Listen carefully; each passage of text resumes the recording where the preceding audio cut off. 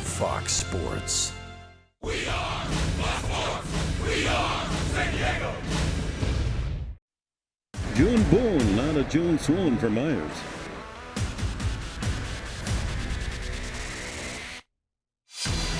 At the wall, that ball is gone.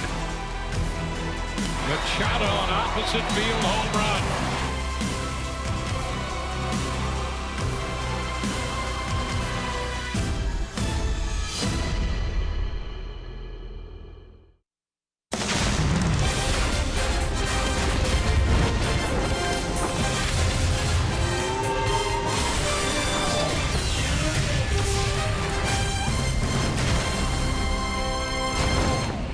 First place Baltimore at Petco tonight, leading the majors in home runs. Adam Jones, for example, hitting leadoff, has 15.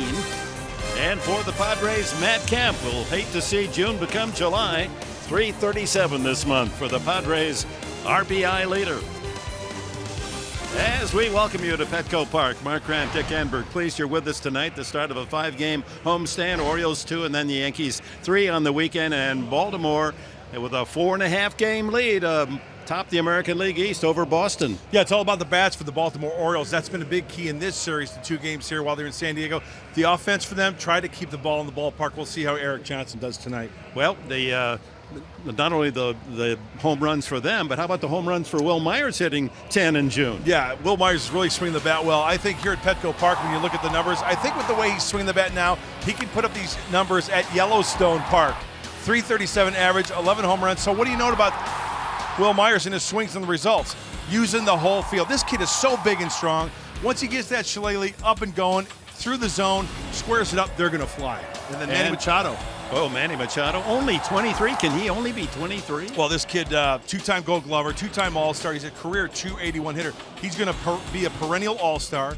This guy is going to be in the MVP voting each and every year, top 4 or 5. But he's just that one guy in the lineup. We mentioned the home runs for these Orioles. This guy can use the whole field as well. This guy's been playing in the big leagues like he's been a 10 or 12-year veteran. That's how good Manny Machado is. What a year going for him, 325, his batting average with 18 home runs. Well, when you get that sinking feeling, usually that's a negative, right? Well, sometimes a right-hander on the mound gets that sinking feeling, and that could lead to success. Michelle Margot with that story when we come back.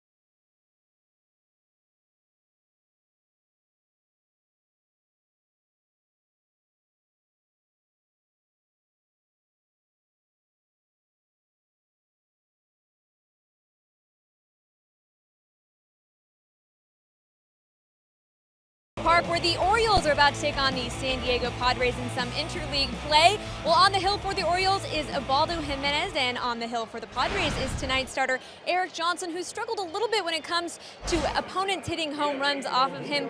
So pitching coach Darren Balsley has been working with him a little bit on reintroducing a two-seam sink fastball into his repertoire. Here's manager Andy Green.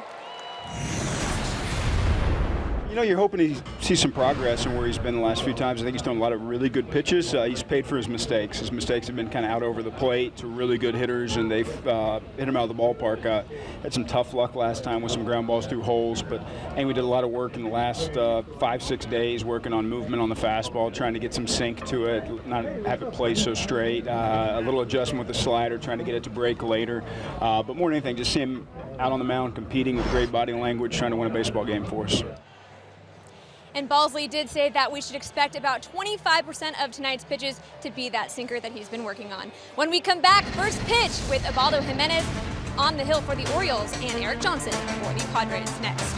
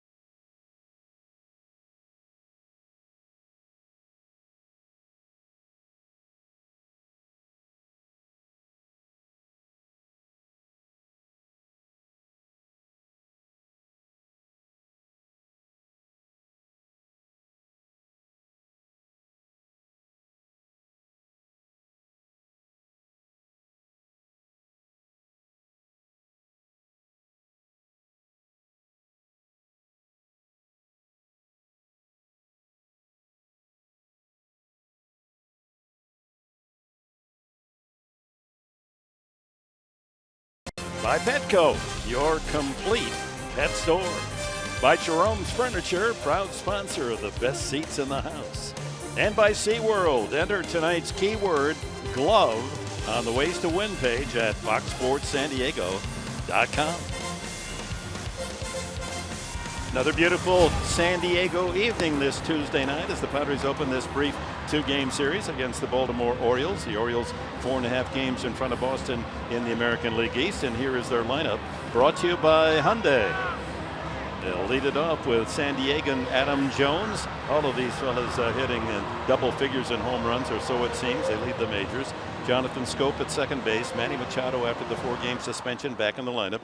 Crash Davis hits cleanup. Mark Trumbo leads the major leagues with 22 home runs. Matt Wieters, the switch hitting catcher, a couple of home runs on Sunday. J.J. Hardy back from injury at shortstop. Hyun Soo Kim hitting .339 as their number 8 hitter. And Ubaldo Jimenez on the mound. And the scouting report for right-hander Erik Johnson. This 28-year-old is making his 4th start as a Padre.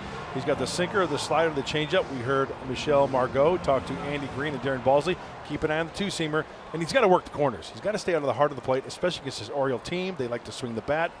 Slugging percentage is way up there in the American League. And the first pitch of the game is just outside ball 1.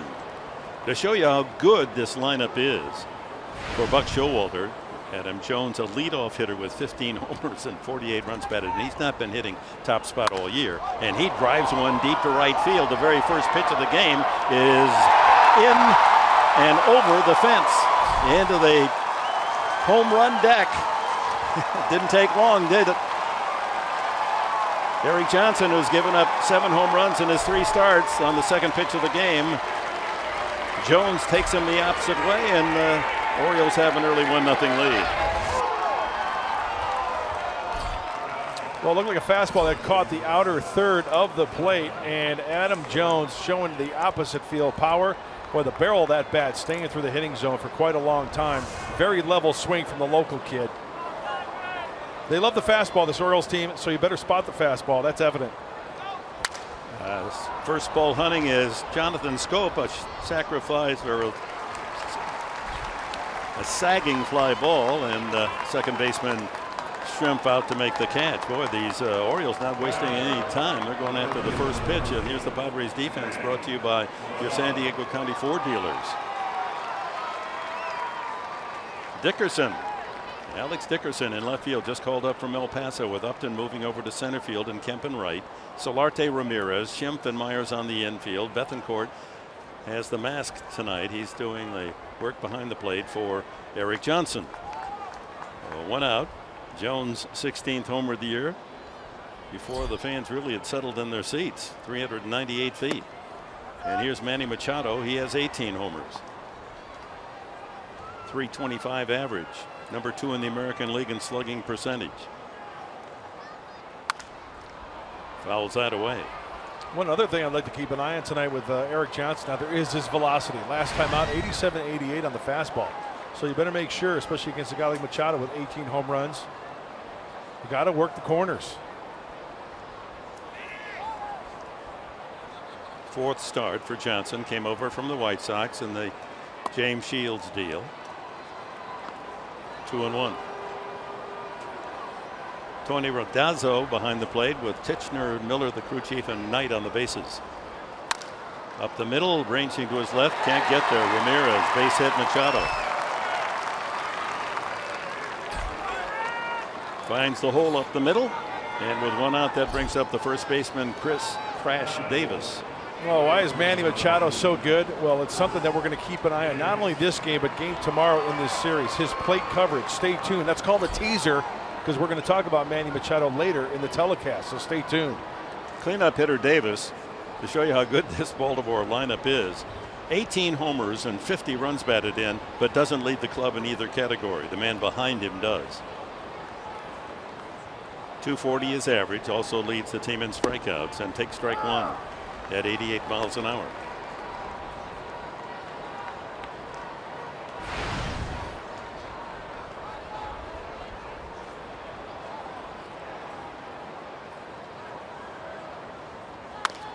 Softly hit into the shift. Schimpf goes to Ramirez, back to first. A double play. So the leadoff home run by Adam Jones, and the Orioles take the early 1-0 lead.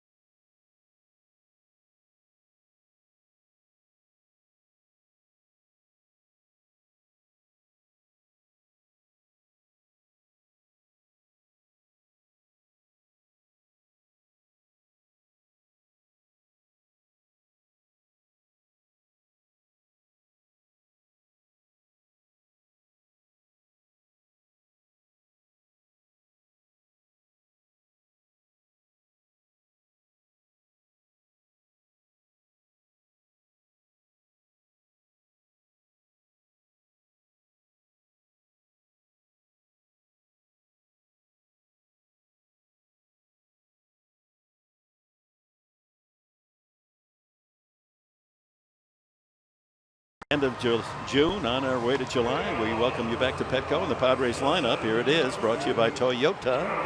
And look who's leading off for the Padres. In the #1 spot is Melvin Upton, a juggled lineup for manager Green. Will Myers stays in the 2nd spot, and Matt Kemp 3rd. Jan Solarte cleanup. Alex Dickerson just up from El Paso, where he's leading all of the minor leagues with a .382 average. He's throwing him right into the lineup in front of Christian Bethancourt, the catcher. Then Alexei Ramirez. Ryan Schimpf hits 8th in front of pitcher Eric Johnson.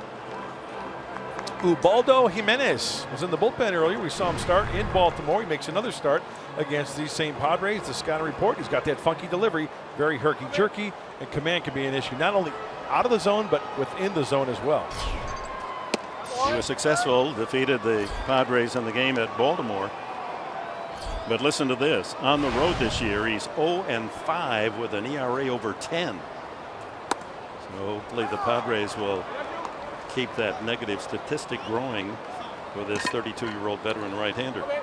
Yeah, believe me, as a pitcher, when things are going poorly like that for Jimenez, 1 hit, 1 run here or there, you just get back to where, here we go again. And that's why you want to get inside that head of Jimenez and have him think that. And there is the proof that you were just talking about, Dick. Walks too many. And that ball's hit well. Straight away center. Way back. And Upton will touch them all.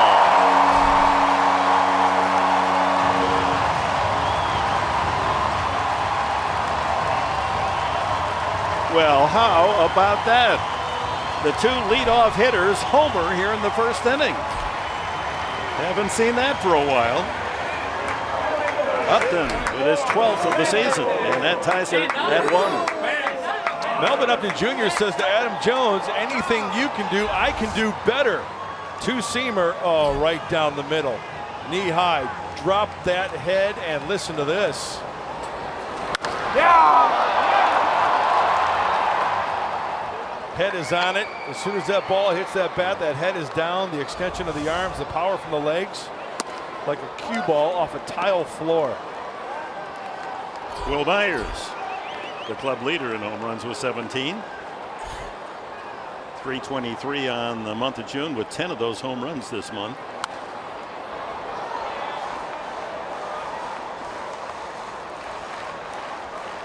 Well, if you're going to beat the Orioles, it's pretty clear with their power and the way they score runs. And they have by far the best batting average in baseball as a team, hitting just a tick under 300 as a team in June, 299. You're going to have to outscore them. A late call strike at the knees, 1-2. Look at a tight slider right at the knees for Jimenez. He'll also throw that split finger fastball, mix in a curveball, but Melvin Upton Jr. really connected on that 2-seamer right down the heart of the plate nicely. And a weak swing, strike 3. 1 away. Jimenez struck out 7 in winning the game in Baltimore. How far did that drive off the bat of Upton go? Let's track it. It's off the batter's eye. Man. Over the bullpen area, the extension of the bullpen area, and off the back wall. So that's got to be 430. How about 432 exactly? And you're right. Anything you can do, I can do better. He bested Jones' home run by 34 feet. But who's counting? Well, the scoreboard is 1-1. Matt Kemp, 262, with a 16 home run season going.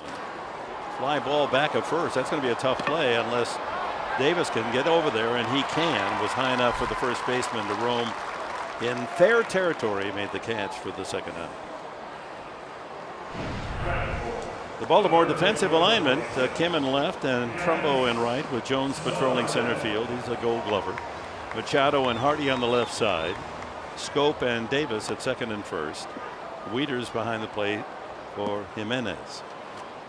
Pretty much middle of the pack defensively for the Orioles, but they've got a good left side of the infield with Machado and Hardy. So pretty solid all the way around. Jan Solarte, a respectable 272. Hit .270 last year.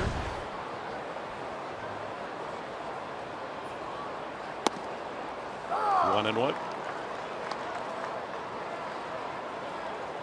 Well, Jimenez struggling all season long, and the bright spot for him was that win in Baltimore against the Padres. Ground ball, but right into the shift, and that scope out in shallow right, and the Padres are gone after the leadoff home run by Melvin Upton, number 12.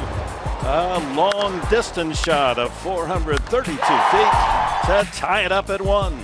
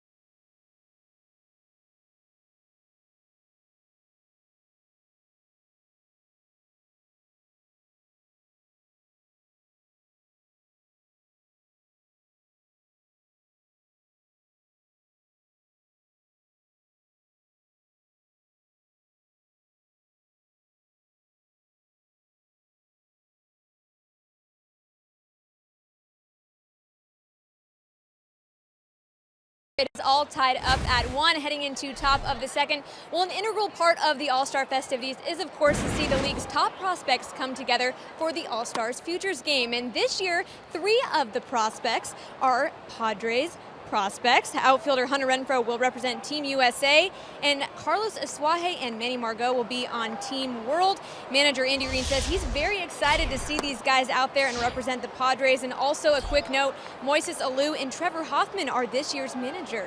The game is right here at Petco Park on July 10th. A lot to look forward to, guys. All right, Michelle, that'll be on Sunday before the Tuesday All-Star Classic. What a weekend. Mark Trumbo rips one right off the second base bag out into center field. And that's the third hit off Eric Johnson. Yeah, Trevor Hoffman's going to be the manager of that team. He's going to have Mark Pryor as his pitching coach. And Mark Loretta's going to be the bench coach for the USA team. Yeah, he's got a good staff lined up. There they are. Oh, manager Trevor Hoffman. That sounds interesting, doesn't it? Oh, he's excited. Yeah, it's going to be a weekend and a week of excitement. So much the fan fest for you fans. Even if you don't have tickets, there's so much to enjoy over at the convention center. All kinds of exhibits and autograph signings and material memorabilia. You've got the home run derby. You've got the futures game. It's going to be electric downtown San Diego, no doubt about that. Catcher Matt Wieters has only 9 home runs. Had a couple on Sunday. Shift on. 1-1 the count. And for the Padres, heavy on that right side and all by himself there is Alexei.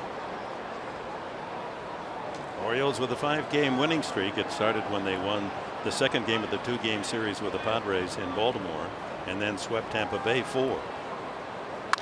High fly ball left field, and Dickerson starts in, now has to retreat, and that's the first out here in the second. First defensive test for Alex Dickerson.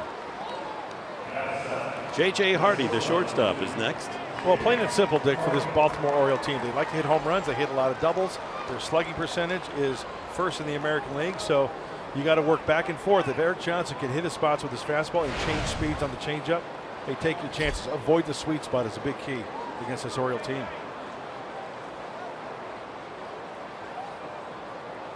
Hardy takes a high strike. Well, the home run by Adam Jones makes it 52 home runs here in the month of June. The most ever hit in a single month is 55 by Oakland, the Oakland A's of 1996. So they have a chance to erase their mark. Heaven forbid. But we're running out of time here in June. Only 2 more days left. And I believe Baltimore is idle on Thursday, the final day of the month. No, they go to Seattle, so they've got this game and 2 more.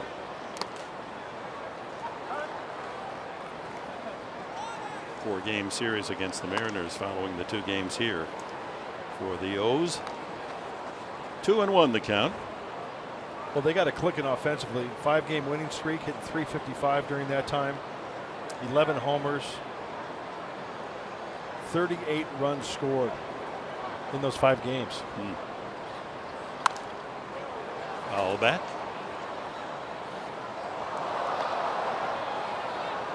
Well, bad news about John Jay. You see, they've got the cast already on that broken. It's right where the 2 bones of the forearm meet the wrist. Broke one of those, the smaller bone of the 2, the ulna. And probably a month before that heals. Shame. He has good season going. It has not been a year of good luck in his initial managing career for Andy Green. Injuries to top pitchers and key players. John went with the camo cast. He'll be big on military Sundays. Yeah. 3-2. High fly ball to center, and that ball's hit. Upton going back. Back to the wall. Home run. No, he pulled it back. He took it right off the wall. The throw back to first. A double play. Oh, my.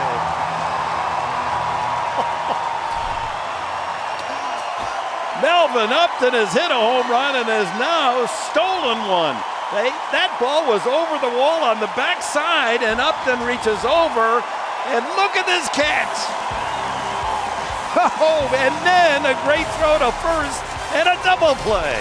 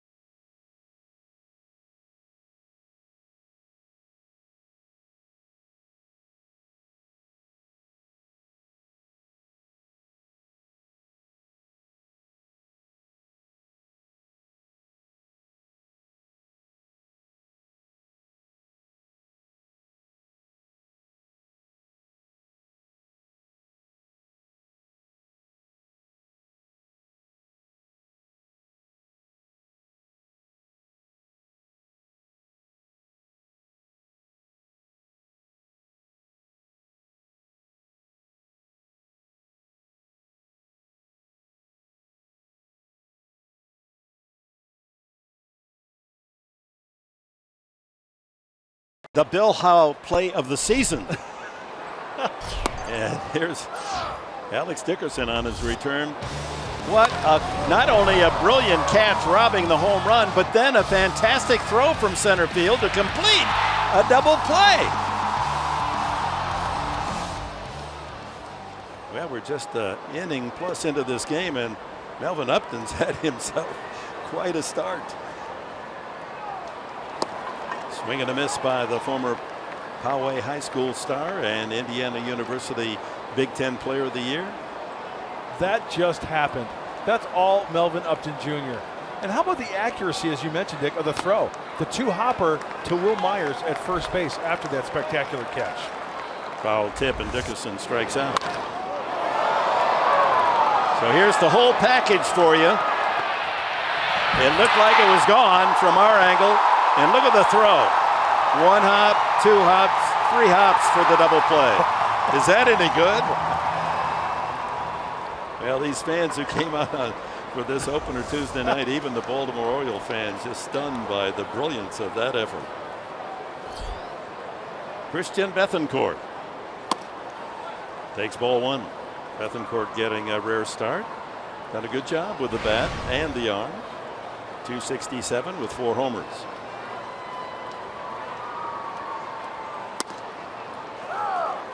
.92 on the strike. A couple of Hall of Famers. They were inducted the same year. That's tastefully done, those two chaps. Biggest crowd ever to go to the Cooperstown ceremonies. They were saying 70 to 80,000 people were there. That was a great afternoon. Both players, one team. Remarkable players at that. Remarkable human beings. 2-2 now to Bethancourt. Fans still buzzing about that play by Upton.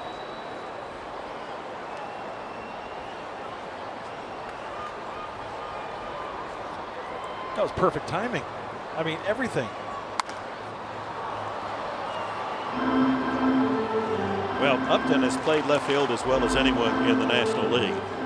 He could get a Gold Glove for his defense there, but his natural position is center field. But he hasn't been out here at Petco Park, and for him to measure that distance and get to the wall to time it exactly in order to make that catch is quite remarkable.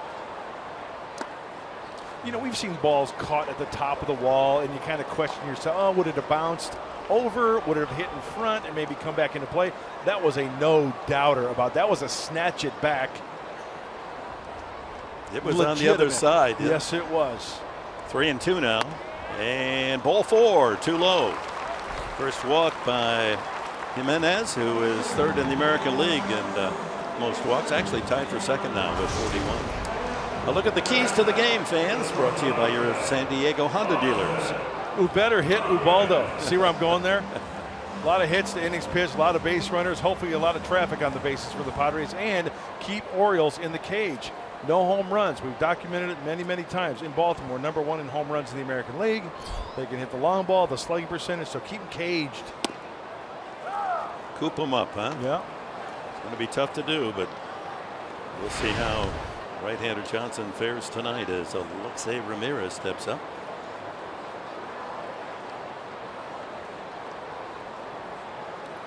Big hole right side. 1-1.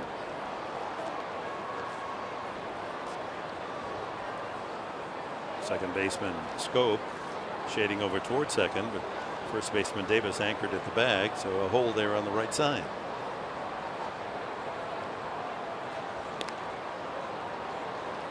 Jimenez was a budding star with the Colorado Rockies. Remember, he threw a no-hitter 6 years ago against Atlanta. Was an all-star in that 2010 season. Won 19, lost only 8. And he was traded. Traded to Cleveland for a fellow named Drew Pomeranz, who now is starring in the Padre rotation. There were 3 other players involved from Cleveland to Colorado, but he was the primary trade package in that package. Pomeranz. We'll see him on Saturday night, baseball night in San Diego against the Yankees, as he'll try to climb above the 500 mark. He's 7-7. Yeah, now Pomeranz is the one dealing, and Jimenez trying to find his game. Because as you mentioned, Dick, Jimenez had a handful of years there where he was really, really dominant. 1-2. And fouled away by Ramirez.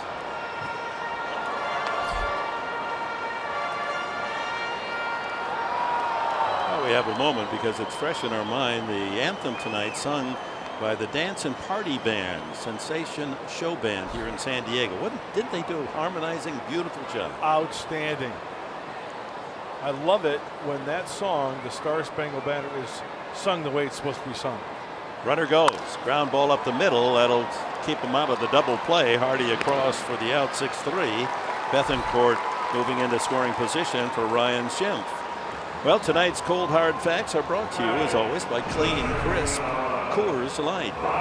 Ubaldo's ERA by team with the Rockies, it was 3.66, with the Indians up to 4.45 and Orioles 4.87. Of course, you go to the American League, you face an extra hitter with a DH, your ERA figures to go up, but 4.87 is much too high, and this year it's 6.97. Yeah, and then you consider in Colorado the 3.66 ERA. That's pretty darn good. Very good. Half your starts at Coors Field. Schimpf with a chance to give the Padres the lead. Looking for his 4th hit since being recalled as one of Dickerson's teammates with the Chihuahuas.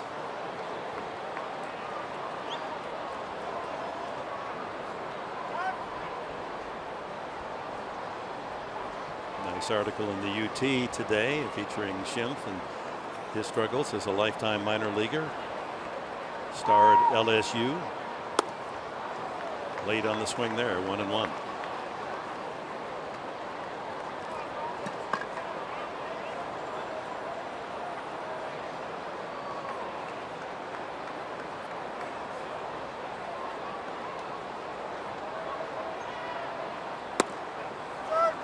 I mean, we hear about the word adjustment all the time, and you know, you can hit well in AAA, and you get called up to the big leagues for the first time. It's a wake-up call.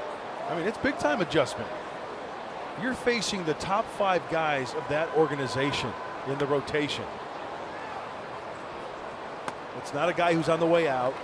It's not a guy who's coming up the first year in the AAA level. You get a whole different mixture at the AAA level. Yeah, but up here, it's 1 through 5, the best. Yeah, that's well stated. In baseball. Yeah, it's not just you got 5 starters at El Paso and 5 up here. Right. That jump is a quantum leap. 3-1, a chance to pick on the 3-1 pitch, and he does, but rolls it softly to short. Hardy there, and that's close, but he's out by half stride. Padres leave a man in scoring position. It's tied at 1.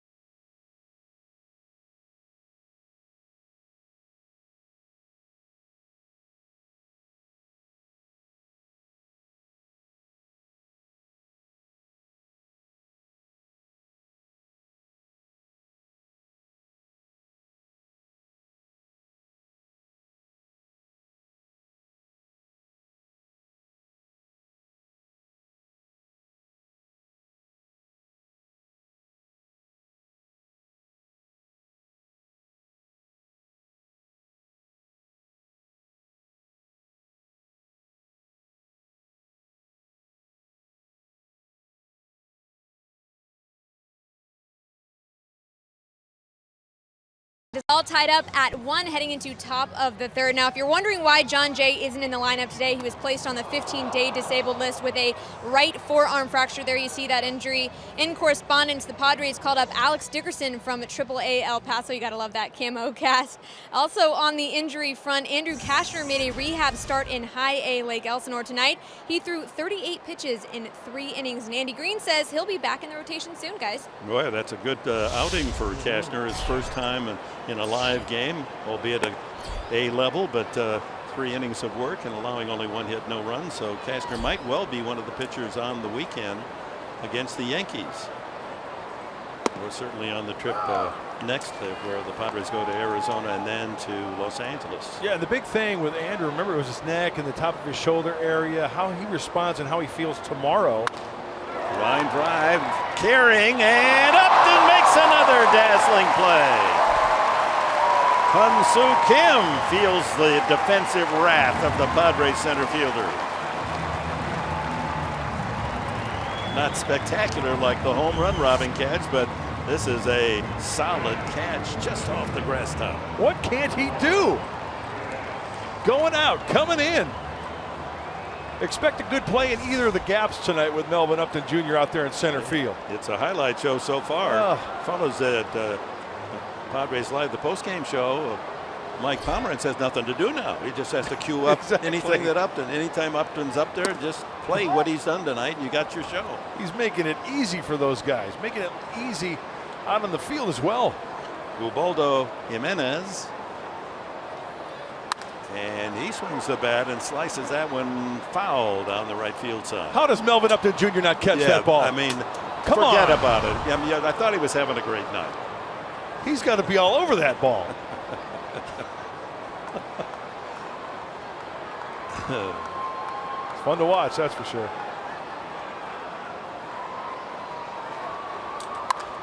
Punch to the right side, shift there, and 2 away.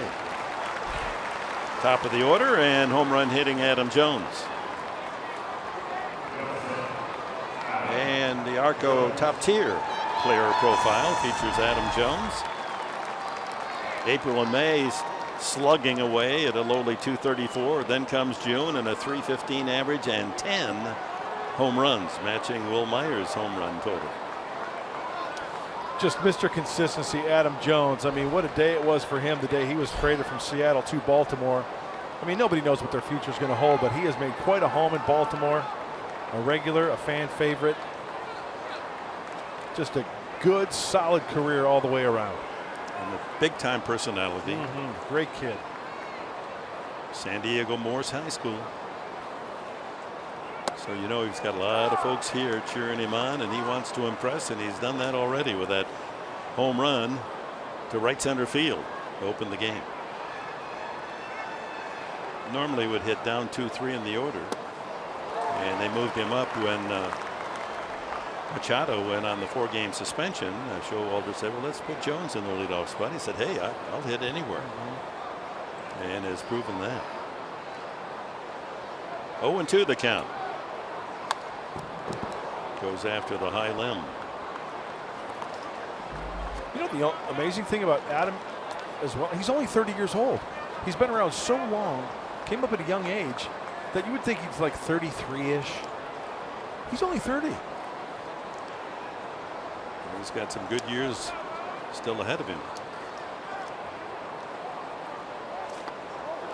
55-footer. It's 1-2. I hope Christian didn't get that in the throat. Looks like that ball kind of snuck underneath the cage.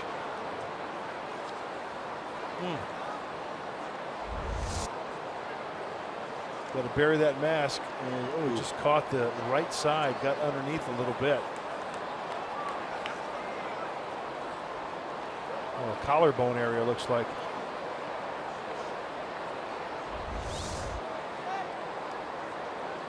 Fortunately, it started with Steve Yeager, the Dodger catcher, a couple of decades ago. That extension of the mask down over the larynx, over the throat, has certainly saved a lot of painful injuries. 2-2. Well, Jones, with 15, now 16 home runs this year, is over the 200 home run mark in his career. 212. 3-2.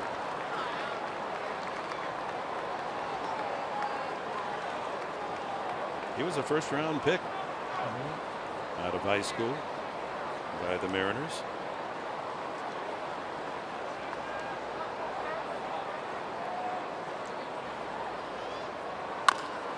Chopper, and he can run too. So hurrying as Ramirez on the run, gets him. And it's a 1-2-3 inning for Erik Johnson, thanks to another outstanding catch by Melvin Upton.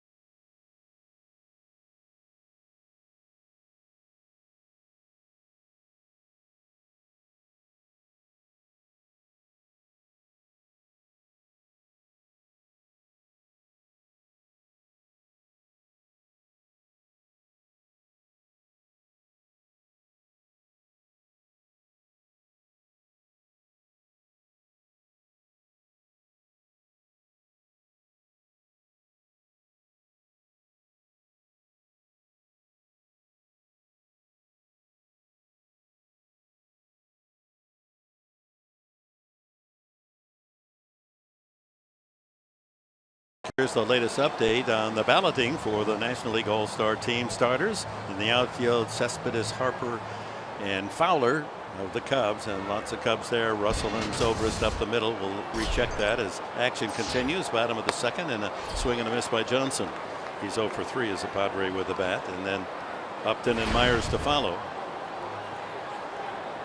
0 for 6 in his big league career. Of course, with the White Sox, didn't get a chance to swing the bat, except for a couple of interleague games, maybe one.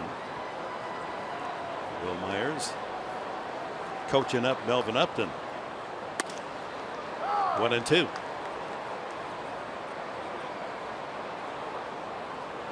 Texas beat the Yankees tonight 7-1. Boston over Tampa Bay 8-2. American League East. And a swing and a miss at a breaking ball. Second strikeout for Jimenez. Well, so far tonight, Melvin Upton with a bat crushes a 432-foot home run to straightaway center, and with the glove takes a home run away from J.J. Hardy. That's robbery, and turns it into a double play. And just for good measure, he can make these plays as well, snaring that drive off the bat of Kim.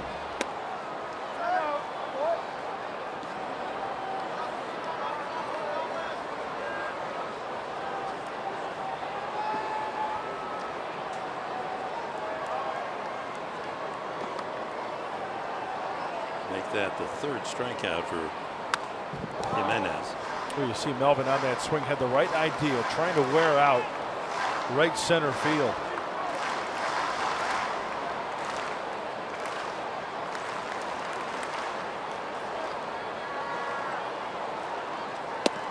He's already had a great week in the first 3 innings for any other player, hasn't he? Yeah, he's a leading candidate for Player of the Week, no question.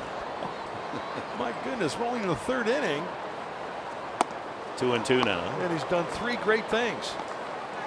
Taking away the home run, hitting a home run, then coming in on that sinking liner for the nice catch. Stay hot.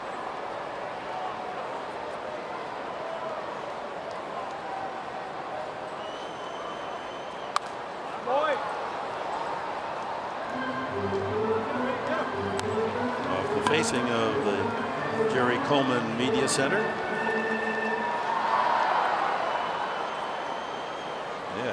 hanging a lot of stars out already, wouldn't he?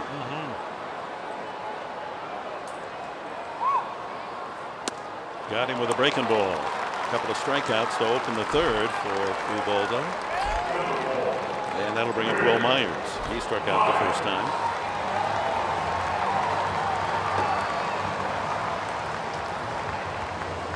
Jimenez has got the fastball heavy, and then you know what? It seems like the slider, according to percentages, and the curveball and the changeup, pretty much close. Got away with a high slider there too, Melvin Upton Jr., but usually it's fastball, slider heavy, and then he'll throw that split. Pretty even tonight on the off-speed stuff. Breaking ball strike.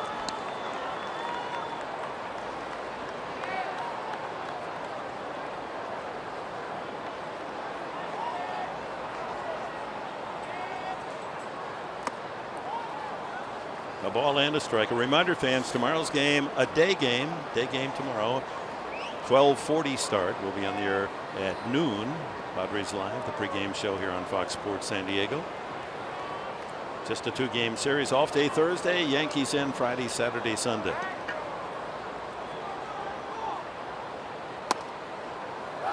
Another high strike.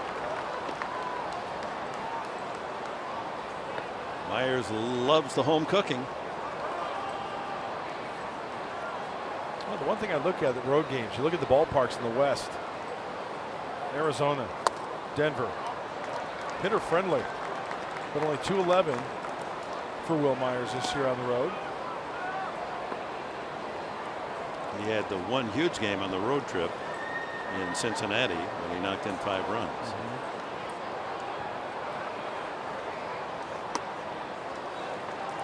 And a full count to Myers. Bases empty, 2 outs here in the home half of the third. Matt Kemp would be next.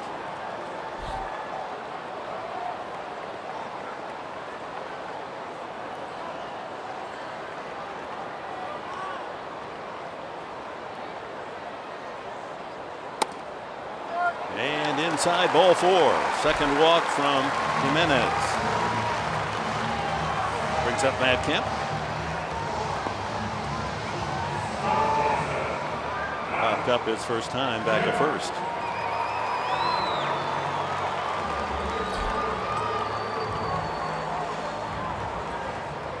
Just as Myers has a dramatic split between home and away batting average, so it is with the Orioles home and away. They've won more home games than anyone in baseball, 31 and 13. But on the road, they're under 500, 14 and 17. Hopefully the Padres can take advantage of the fact that they aren't quite the same team that plays at Camden Yards.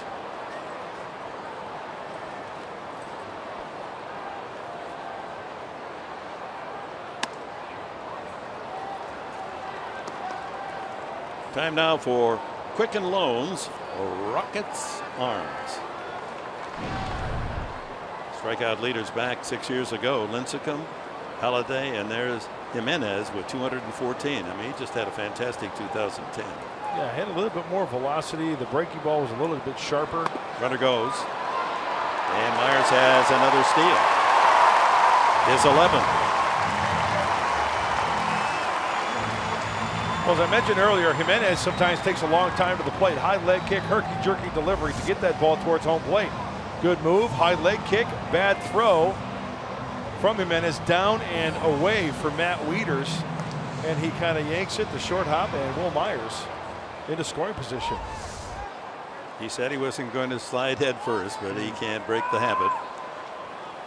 Went in with that protective gear on that left wrist that has bothered him his major league career. So Kemp with a chance to give the Padres the lead, and he takes high 3-0. You know, speaking of the head first slide, Dick, I agree with you. I'm 100% behind you. If a runner goes into second base really hard, spikes first, I think those infielders are going to be a little bit more reluctant to hang in there and cover. Line drive left field, that's going to fall for a hit. But Myers had to hesitate. He forgot how many outs there were. He should have been running all the way. There's no reason to hold up to see if the ball's caught. He should have been able to score on that play. So the Padres have a little mental hiccup. Absolutely. Yeah, there's no reason to stop. Yep, no reason at all. You go full bore, and Will even caught himself as he went to third base, kind of clapped his hands together and said, I should know better. So instead of a 2-1 lead, the runners at the corners for Yoan Solarte. Now here's a case where that wonderful baseball expression, I'll pick him up for you. Solarte comes through with a base hit. Well, everyone forgets about the fact Myers goofed on the play. Right. And remember, Jimenez, he'll bounce a couple too. Ball 1. So heads up, Will Myers, good secondary lead down there at third base. Scope is out in shallow right field, the rover, and he was positioned perfectly the first time Solarte was up. He grounded the ball sharply, but right to Scope.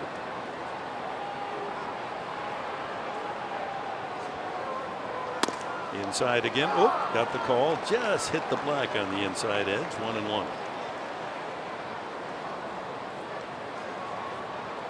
First and third, 2 away here in the Padre third.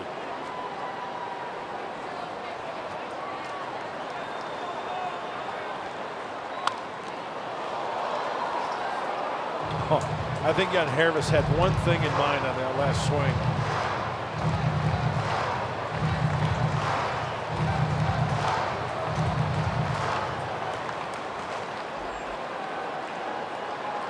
A 1-1 tie.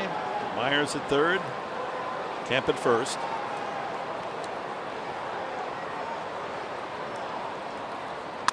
Broken bat roller.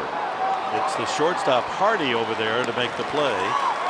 Oh, it's 6-3, even though it occurred on the right side of the infield, and it stays tied at 1.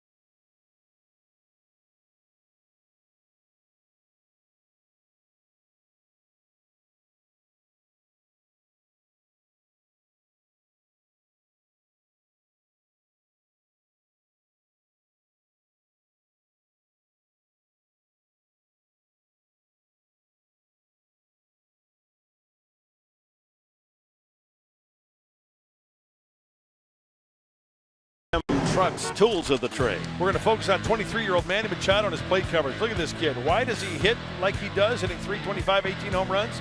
Plate coverage, down and away, close stance. Then he frames up towards that pitch, down and away again, and pull power, down and away. That's some kind of strong and also some kind of plate coverage by the all-star third baseman for the Orioles, Manny Machado.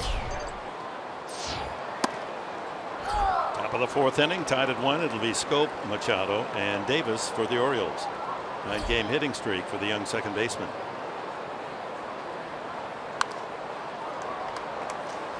From the island of Curacao, just 22.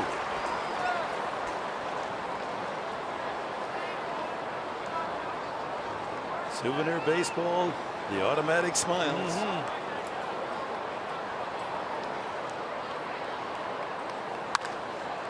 And another that'll be a prize for a fan. Caroms off the facing of the second deck.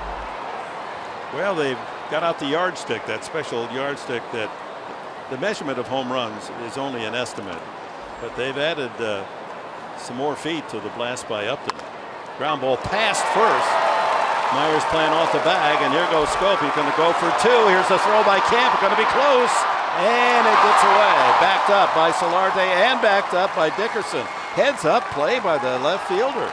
He came all the way in from left field to back up at third, or that ball, it goes against the barrier, and Schoop gets an added base. Good play by Dickerson. And good hitting by Schoop. Up and away, he goes up and gets it. That's across the Baltimore on the chest. Stays on it just enough on top of it as well, where Will Myers was way off the bag. Not even a dive can get this sharply hit baseball. Where Matt Kemp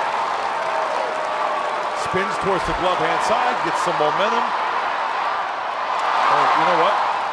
If caught, that's a close play. Probably safe, but that was a nice throw. One hopper from Matt Kemp, and as you mentioned, Dick, Alex Dickerson doing a fine job of backing up. No matter where you are on the field, there's always a place for you when that ball's in play. Helping out a teammate. Slow breaking ball to Machado for a strike. He singled his first time. The thing that hurts about that double is 0-2. 1-1 tie here in the fourth.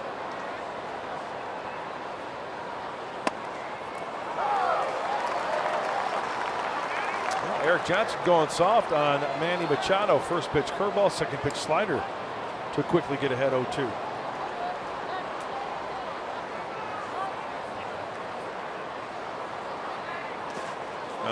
Gets away from Bethancourt. He hustles after it and throws it away. Backed up by Ramirez. It's going to be a tough chance for Bethancourt, even if he made a good throw. Yeah, Schoop moves up on the wild pitch. Yeah, thank goodness somebody was backing up, because off balance throw. This is one of those plays as a catcher where you probably would just want to get to the baseball and just kind of sit on it and not risk throwing it away. See how off balance he is there. Yanks it. And thank goodness Alexei is backing up. Didn't have his feet under him. Could have been disastrous. Infield back. Swing and a miss. He gets Machado. Big strikeout. First of the night for Eric Johnson. Steady diet of breaking pitches to Machado. Yeah, and then he sneaks a little piece of cheese by him right down the middle. Maybe Machado was thinking earlier in that bat, the soft stuff, but Johnson challenged him with the fastball. First pitch hitter, Chris Davis, beware. 8 of his home runs on the first pitch. And he takes inside. Solarte at third is bag high. A ball hit to him. He has a play at the plate, but the rest of the Padre infield back, sacrificing the run for the second out. Well, it's going to be a high drive to left field. Dickerson has room, but this will score the run easily. Tagging is Schoop. He jogs home, and it's 2-1 Orioles. Sac fly for Davis, his 51st RBI. And the wild pitch leads to the sac fly. Our game tonight in brilliant color, presented in HD by Sony. A brilliant statue as well of Mr. Padre. There'll be a lot of talk about Tony Gwynn and the All-Star process, as well they should be. He was a perennial member of the All-Star team. Mark Trumbo singled to center his first time. Number 19. Ground ball deep in the hole. Tough hop. Ramirez handles it and does not throw out Trumbo. Where's the ball, says Myers. There it is, going up the first base side, and Trumbo's going to make second. It's almost as if the ball went through the webbing of the glove of Myers. Something snapped there. Good play on the fielding end by Ramirez. Let's see what happens here. Boy, that was a tough hop. Well, just off the tip of the glove. And then off his helmet. Off the tip of the glove, then off the helmet. And then it caroms out into right field, so no one knew where the ball was except Trumbo, because it was right there by his feet. It said, well, out there, I might as well go to second. Infield hit. See where they charge the error. They're calling it an error all the way, and we'll see whether on the throw by Ramirez or on Myers. It could go either way. They're going to call it on Ramirez. Not sure that's a fair call. Tough call it was. So E6, 2-base error. Swing and a miss by Wieters, who flied to left his first time. Pretty good changeup right there by Erik Johnson with 2 outs.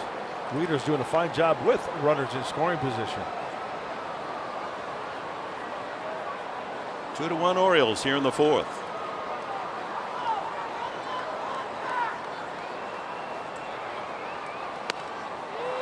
One and 2. 88 on the fastball, but snuck that one by Wieters.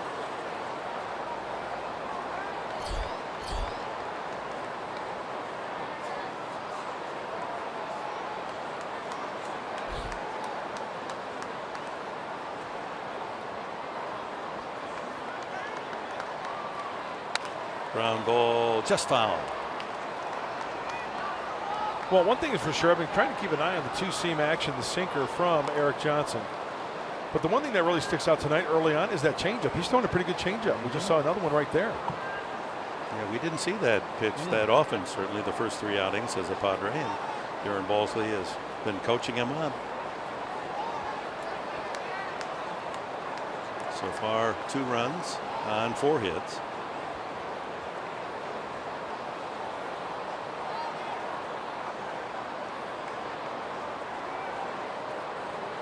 Wieters rolls that one to second. Schimpf is there on the outfield grass, and the inning over, but the Orioles get a run on a double, a wild pitch, and a sac fly.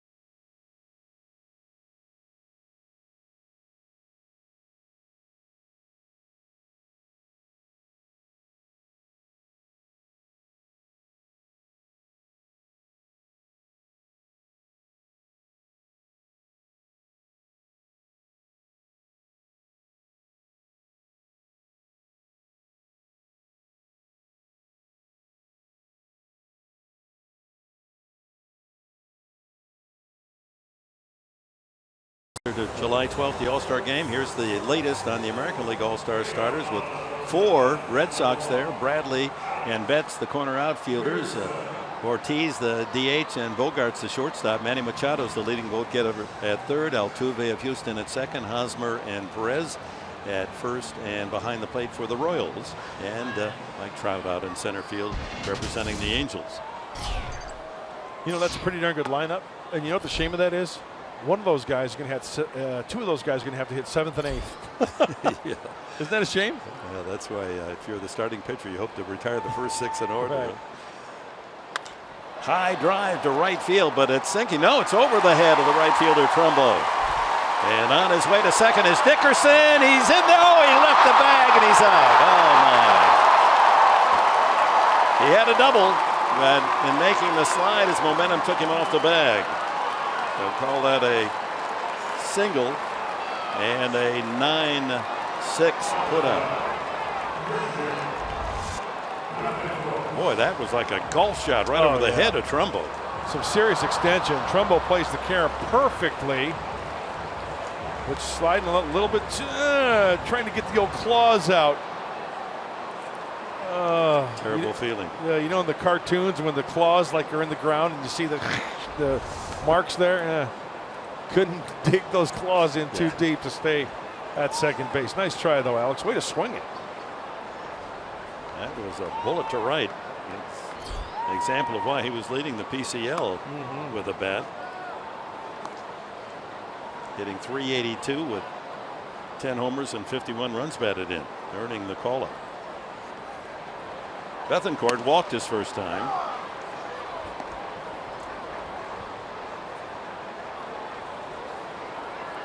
.62 pitches already for Jimenez. Something wrong with the glove here for Bethancourt? I think so. Well, let's go back to the National League All-Star team. We didn't get all the way through it. We got to the outfield, and Russell and Zobrist, two Cubs there, middle of the infield, and Bryant at third, Rizzo at first, so the entire infield. That's just the Cubs fans are indeed voting early, often, and then early. And Yadier Molina and Buster Posey on a very tight fight for the catcher's spot. Bryce Harper center field, no question there. Up the middle, but shaded toward the bag is the second baseman Scope for the second out.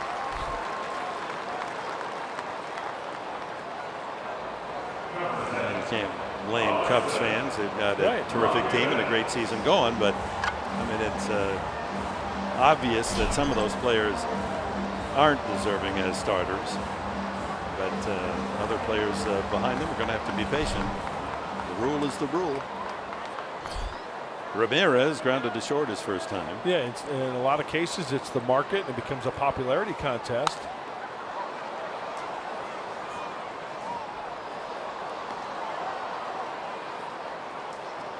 So Boston and the Cubs dominating the American League side.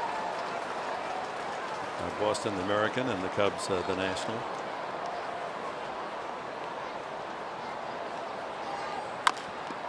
Slow roller to short. Hardy charges, gets that big hop, and that's what makes the play. Inning is over. 4 in the books. The visitors from Baltimore lead 2-1.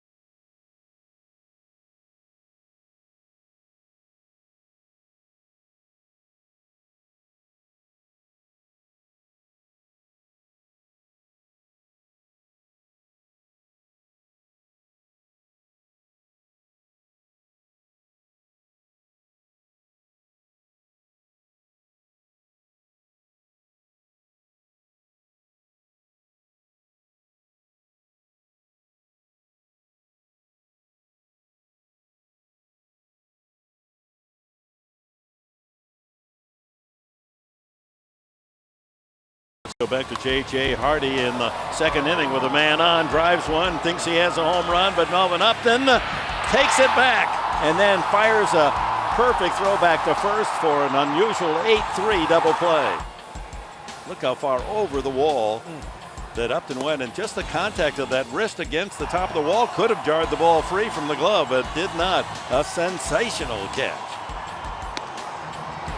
That's got to be some type of feeling for Melvin Upton Jr. Everything working as one in unison and smoothly to bring that one back and bring everybody to their feet here at Petco Park. I know as a pitcher, you made only one great catch your entire life. That was Mary. Nice one, Professor. So we go to the top of the fifth inning, 2-1 Orioles. Hardy, Kim, and Jimenez for the O's here with a 2-1 lead.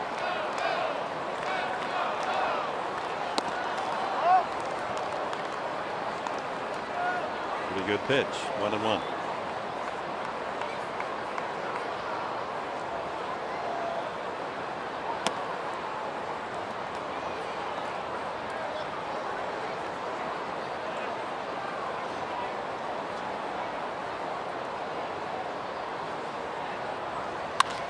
Rip. No one's going to get that one. Nice try, Ramirez. So Hardy sizzles one to left field. And that'll bring up Han-Soo Kim.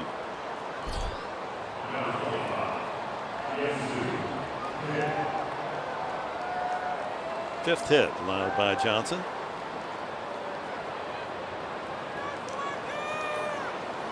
And the Orioles have had the leadoff man on 4 of the 5 innings, if you count Jones being a leadoff man on and all the way around leadoff home run to start the game. Kim drives one deep to right field, and Kemp looks up. That's gone. Well, Kim feels like a lonely soul in this Baltimore lineup. He has only 1 home run, 2 home runs this year, and that makes it a 4-1 game. The number 8 man, he hasn't had that many at bats. A line shot off the back wall of the home run deck.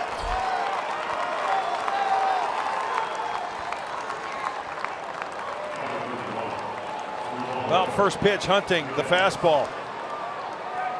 Perfectly timed. Look at that stiff front leg, jittering the power up and sending it on its way to right field. And once again, not a lot of movement on that fastball. The fastball only 88, 89. They're just pummeling him in the dugout with sunflower seeds. So the star from South Korea, Kim, with his 2nd major league home run here in the States.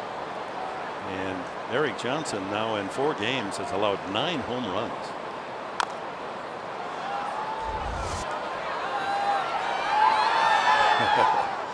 A shower of sunflower seeds. It's a tradition in Baltimore. At home, it's crab cakes, but on the road, sunflower seeds. Jimenez grounded to second his first time. So the Orioles, true to form, the home run ball. 2 more on their report card as Jimenez strikes out. Second for Eric Johnson. Top of the order, and Adam Jones.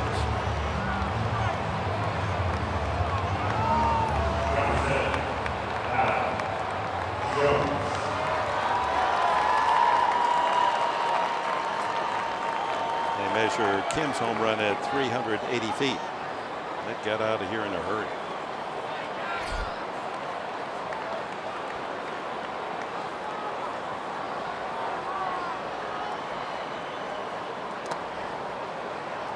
Breaking ball in the dirt.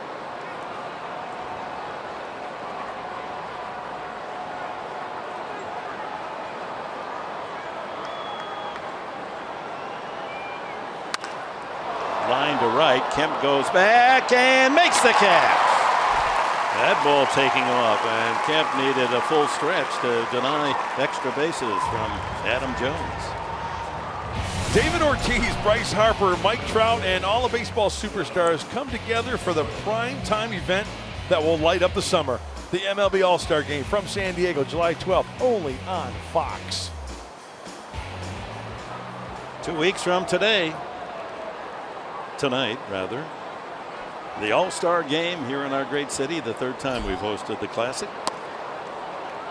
Scope singled past, well, actually doubled past first base and scored in the 4th inning. This young man has 13 home runs and whips that one through the hole on the left side. He's 2 for 3. 7 hits now for the Birds.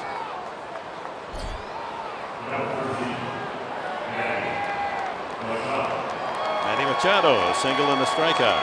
Well, I just don't see a lot of movement out of the fastball for Eric Johnson. This is a breaking ball that's in the zone, and you can see that Jonathan Scope Gets it out front. It speeds up his bat a little bit.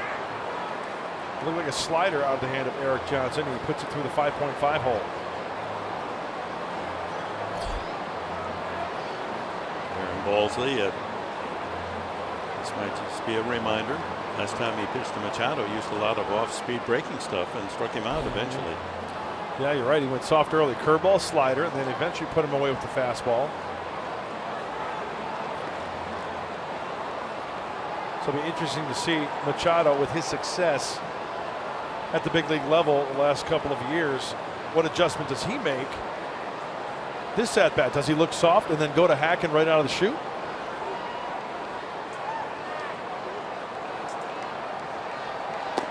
Machado leads the entire American League in total bases. That reflects the fact that not only he has 18 home runs, but the other extra base hits, adds one to that total tonight with a single. 2 in on the home run by Kim, and there's one right through the wickets, and on to second. Into scoring position goes Schoop. We'll see how they score that. Well, ball in the dirt, or was there a clean chance here for, if it hits the dirt, then it's an automatic wild pitch? Yeah, you know, Dick, I think that's a very catchable ball, but I think you're right. They usually score it that way. On the scoreboard, they're saying pass ball. Yeah, I thought that was a catchable ball. I did too, but the routine is if the ball bounces, then they charge it to the pitcher. Look at the cue on that. Plenty of English. And already the official score has changed his ruling, and it is a wild pitch. Carlos Villanueva, first up in the Padre pen. 4-1 Orioles. A couple of home runs plaguing Erik Johnson since he came to the Padres.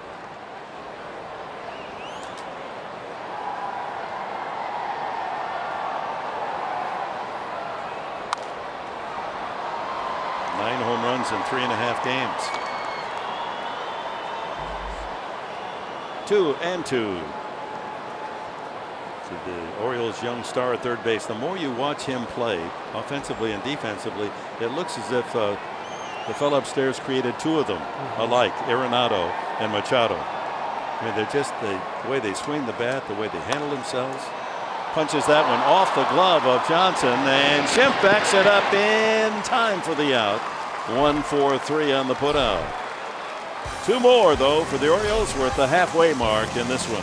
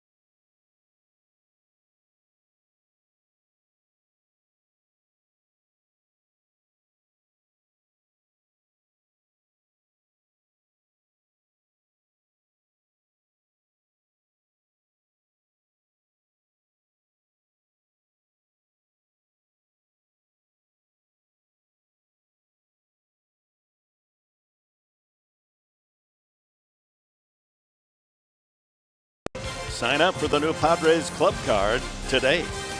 By Jack in the Box. Taste the Portobello Mushroom Buttery Jack before it's gone. And by Mercury Insurance. We're on a mission.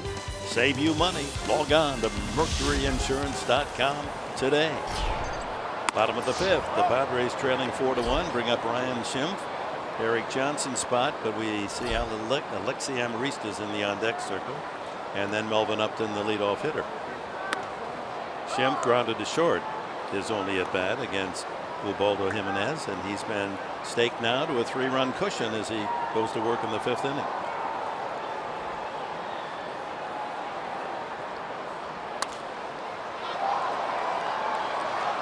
Here's Alexi.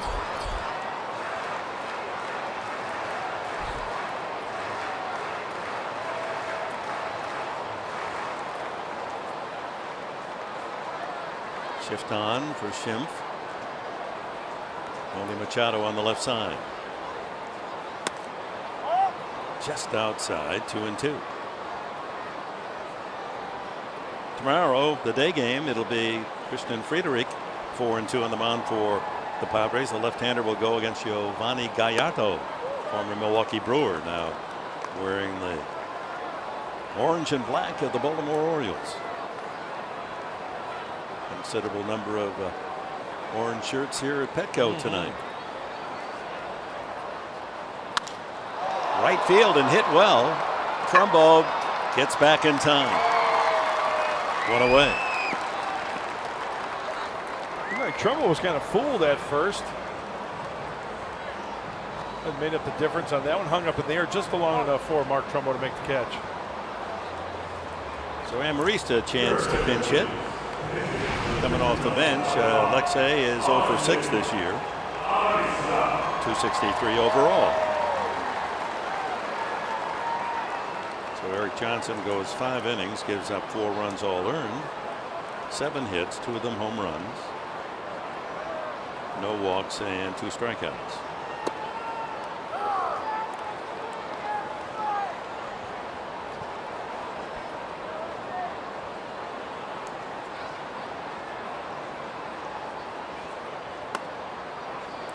One and one.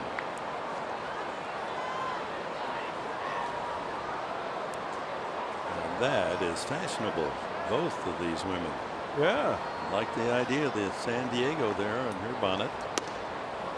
1-2 to Amarista.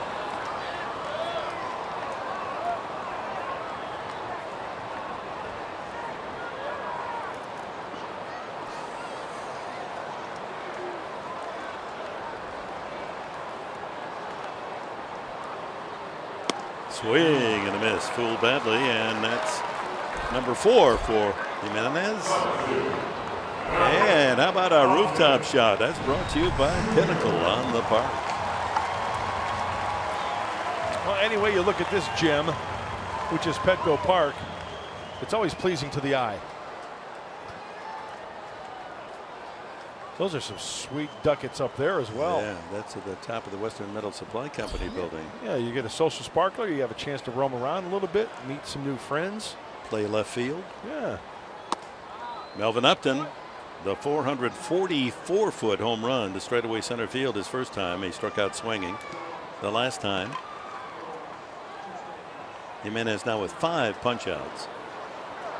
You know, Jimenez has got the good feel for the changeup as this game has gone on. Hard to believe. We saw him, of course, in Baltimore. His ERA up in the 7s, struggling dastardly. Showalter puts him up against the Padres. He's pitched 2 good games for him.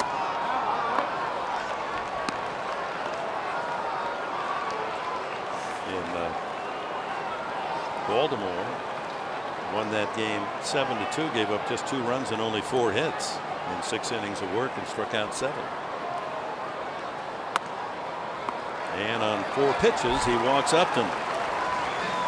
His 3rd base on balls. Padres have to take advantage of the wildness. Myers comes up, struck out and walked. Yeah, that was one of the little nuggets on Jimenez. And his scouting report, command could be an issue at times for him.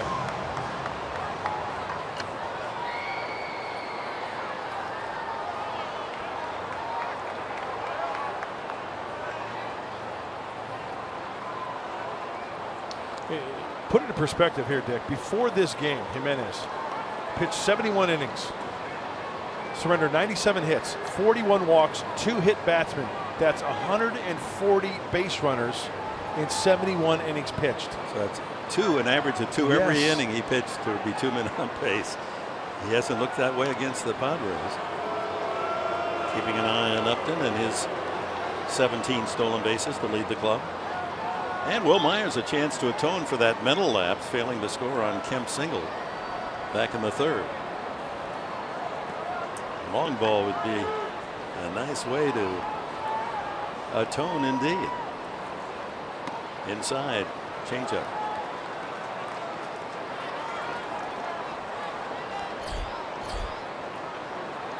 .80 pitches now for the veteran right-hander.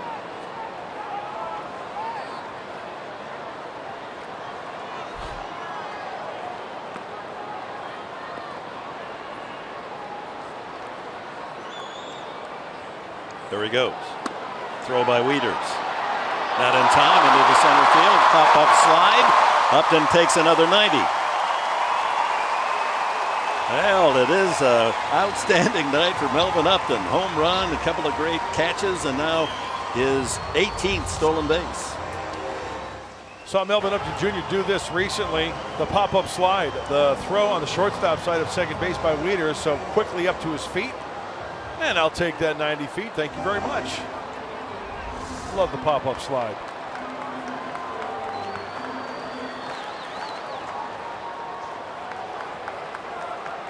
For the moment, the error by our official scorer has been charged to the second baseman.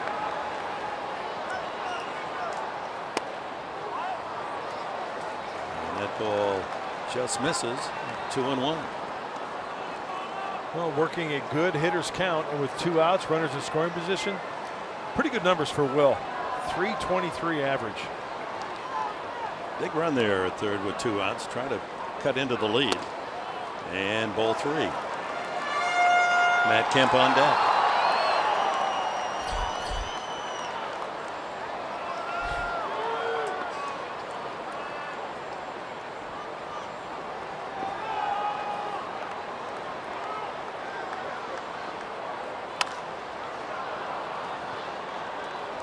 Out in front of the off speed. It's a full count.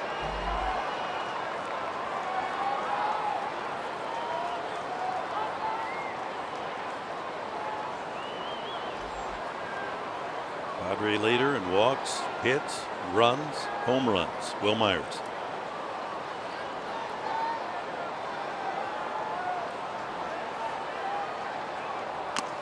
Foul through the glove of catcher Wieters. One of the very few fastballs that Jimenez has thrown Myers. Off speed, sliders.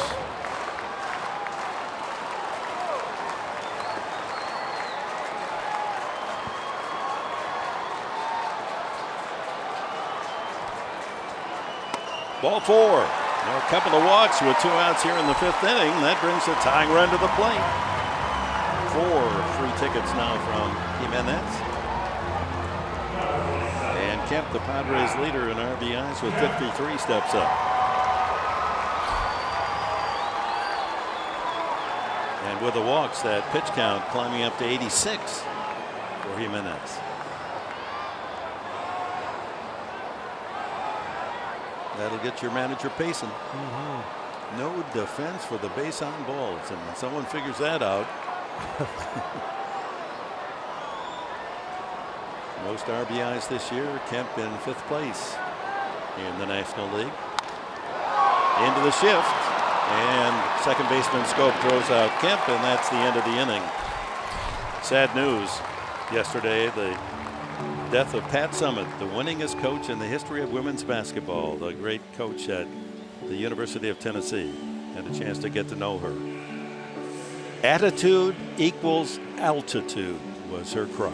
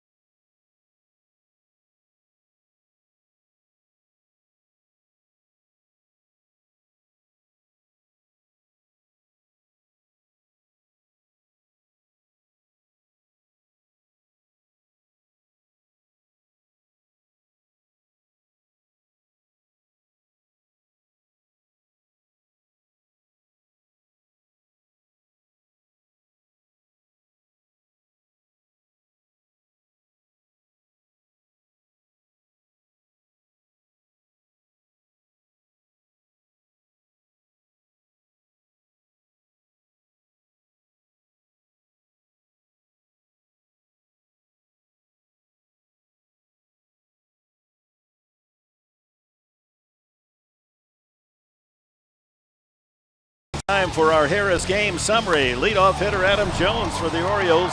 This is the top home run hitting team in baseball, and he gets it started with a 1-0 lead. But Melvin Upton, bottom of the first, he sends it even farther, 444 feet, and tied up.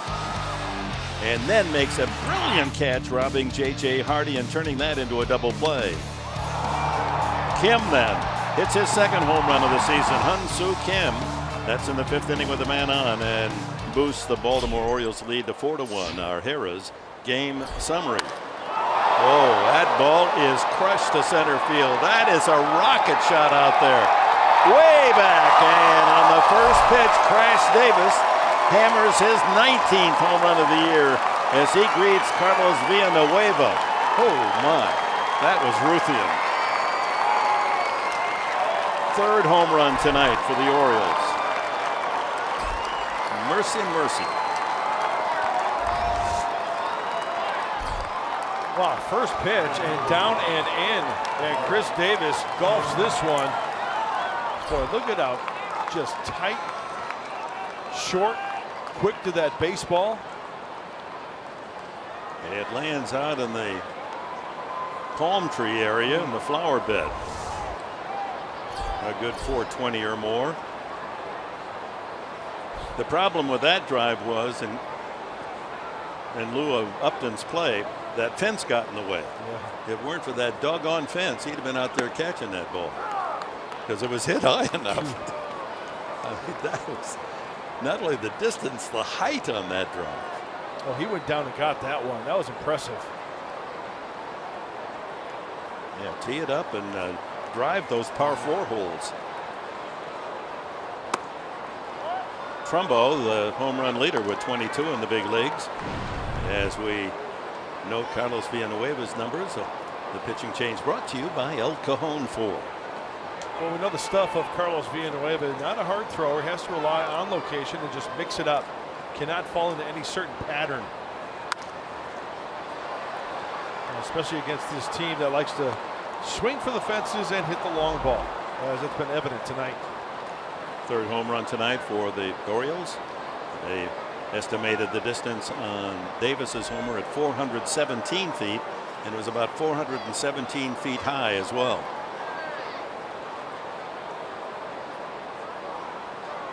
That's down that dugout humor. He comes in there and said, "Did you get all of that, Crash?"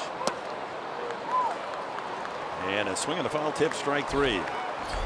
First strike out for Villanueva. You know, you go into Baltimore a week ago and you're thinking, oh, it's just, you know, maybe they're really not really hitting that many home runs. Then you see what they do at home, and now hear what they do on the road. I want to add a story on Pat Summitt. She was nice enough to receive an award that's named after me. And one of the stories she told was, as coach of the University of Tennessee, she was 9 months pregnant and went on a recruiting trip to the north, Ohio or someplace. They're flying back, and the water broke over Kentucky. And they said, "We got to land. You're going to have a baby." She said, "I'm not going to have my baby in Kentucky. Get me to Tennessee." She was such a fireball, and like so many good coaches, they had a dual personality. And all she did was win more college basketball games than any other women's coach. Now, one thing that I'd heard. Base hit the left there, just reaching out was Peterson punching that the other way. Correct me if I'm wrong, but something about all the players that played under Pat, did they eventually all graduate? I think that's probably true. I mean, it's like 100% rate No, that anybody who played basketball under Pat Summitt at the University of Tennessee, they graduated. See, that's the victory as well. That's why they're there.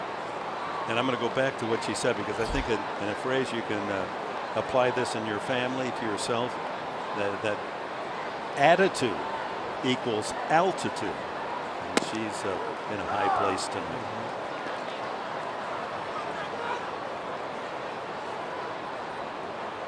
Not a good day at all for a sports fan losing Pat Summitt.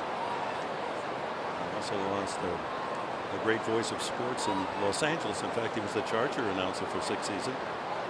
Tom Kelly, when I first came out to California, and he was the voice of the University of Southern California football and basketball, and I got a part-time weekend job at KNX at the CBS station in Los Angeles, and Kelly was their anchor man there, and he's from Peoria, I think. No, is he really? Yeah. Did he go to Bradley? Bradley, because a lot of announcers went to Bradley. Yeah, has this great voice, great personality. So Tom Kelly at 88 years of age, almost 89, succumbed. I know it's yesterday. been a rough week, huh? And then Buddy Ryan, defensive genius, football coach. Not a good couple days at all. 5-1 Baltimore, and another shot through the hole on the left side. They're wearing a path out there on the Tony Gwynn 5.5. Hardy drives it through. His second hit after he was robbed of the home run. Comes back with a couple of singles. Well, one thing for sure, when there is a club like the Baltimore Orioles who hits a lot of home runs and also on-base percentage and slugging percentage, you cannot get away with many mistakes in the strike zone.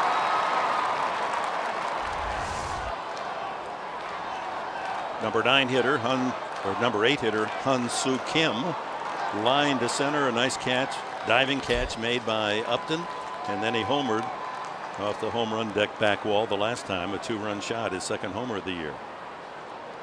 So 2 on, 1 out, a run home on the leadoff home run by Chris Davis, and he did indeed crash one deep to right center.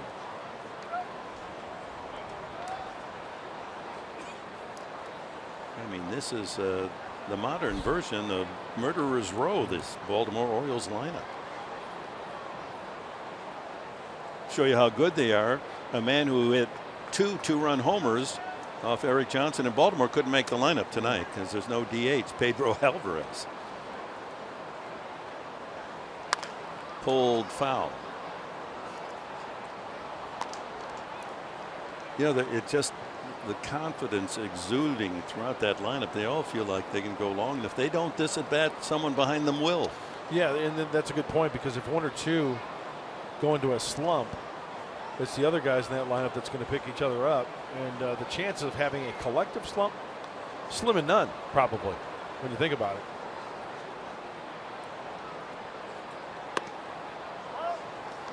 Two on, 1 out. Yeah, they're feeling pretty confident and cocky, and well, they should, the way they're hitting the ball. They're the leaders in the American League East by 4.5. Boston did win tonight. The Red Sox are in second place. Cubs are leading Cincinnati in the 15th inning, 3-2 tonight. After Chris Bryant tore apart the great American ballpark last night. How about Bryant? 2 home runs and 2 doubles and 16 total bases, an all-time Cubs record. 3 home runs and 2 doubles. That's a full house, isn't it? that really is. Wow. 3 aces and a king, 2 kings. 16 total bases in all of Cubs history. First time that's been accomplished.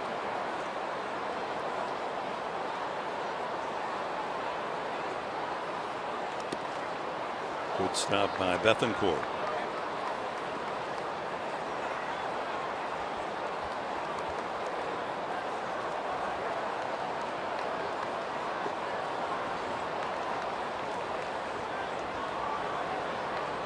No surprise that Kim showed his power, although he has only 2 home runs this year. 10 years of Korean stardom, he had 142 homers. 2-2. Protective swing. Boy, when you look around the league, Dick, within the National League West Division, remember Zach Greinke with the bad start this year? Everybody thought, oh, well, no. We all knew that he'd turn it around, but left in the 3rd inning tonight with the left oblique strain. So not good. No. D-backs now just 2 games in front of San Diego in the National League West. I can ill afford to lose their race.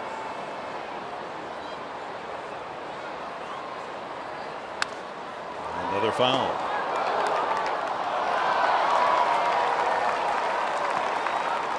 Dodgers in Milwaukee edge the Brewers 6-5 tonight.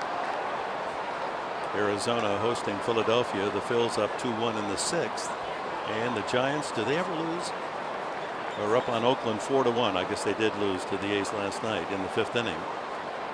Giants looking for their 50th win of the year. They're 49-29. 7 games in front of LA.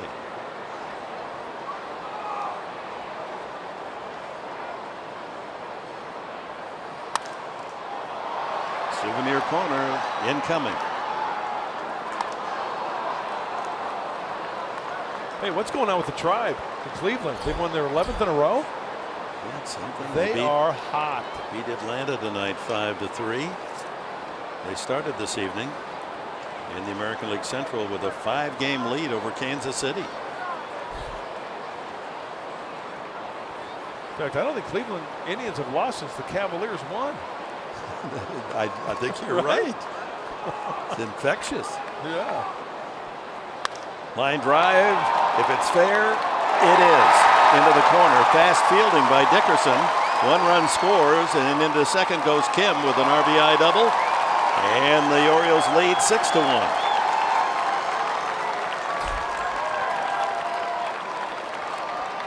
Kim with his 3rd RBI tonight. Trying to go with the backdoor slider, and Kim stays on it rather than trying to pull that ball. Wow. That's a nice carve job down that left field line. 6 runs, 11 hits for the Orioles. 3 of the 11 hits home runs.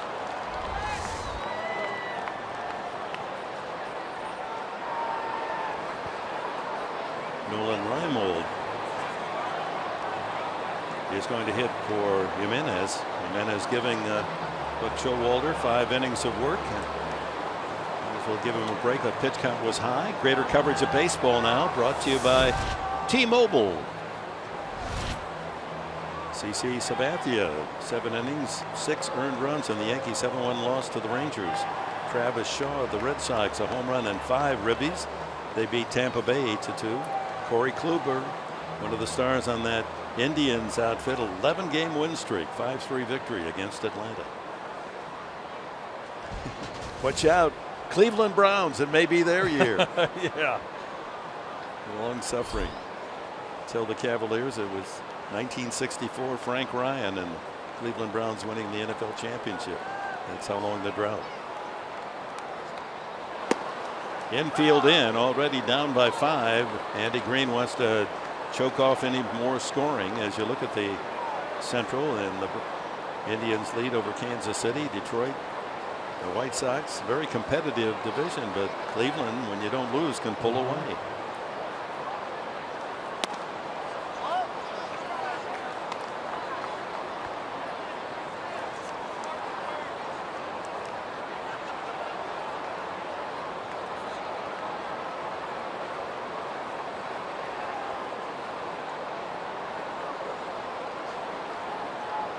We didn't see Reimold when we were in Baltimore. Check swing. Did he go? Yes.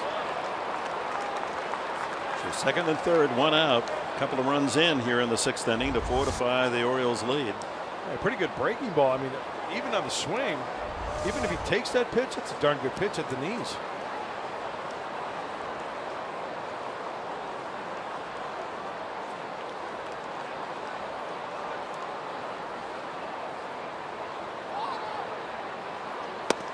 Got him looking. Got a call on the fastball inside edge.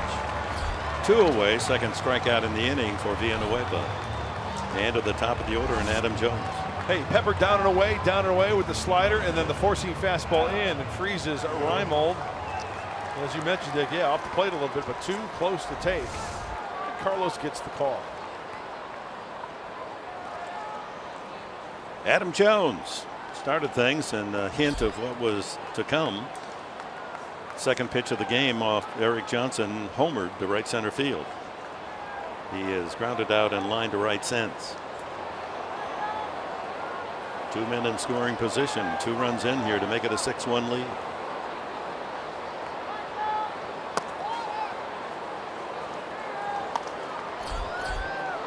Oh, D. We're going to see the Padre, Odrisamer Despaigne, in the bottom half of the 6th. The only guy that can spell San Diego Padres with his full name. Very good. Here's a nice little nugget for you.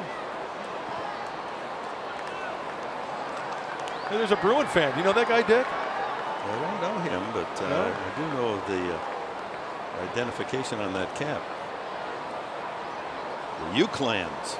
We used to call them back really? in the day. Yeah, back in the 40s and 50s, the writers would refer to them as the Uclans and the Angels as the Seraphs. Oh, nice. Outside, 2-1.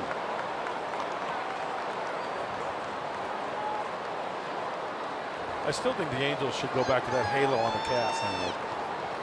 They had the silver halo. Yeah, when they had the silver sparkling light, Yeah. that was a great ball cap. Oh, yeah, it was. They never saved one. 2-1 to Jones. This is low, 3-1. Home runs, Jones his 16th. Kim his 2nd. And Crash Davis here in this inning, number 19.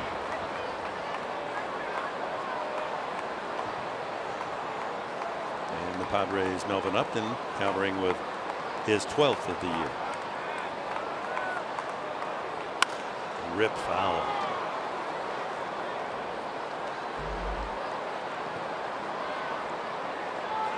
.30-pitch inning for Villanueva.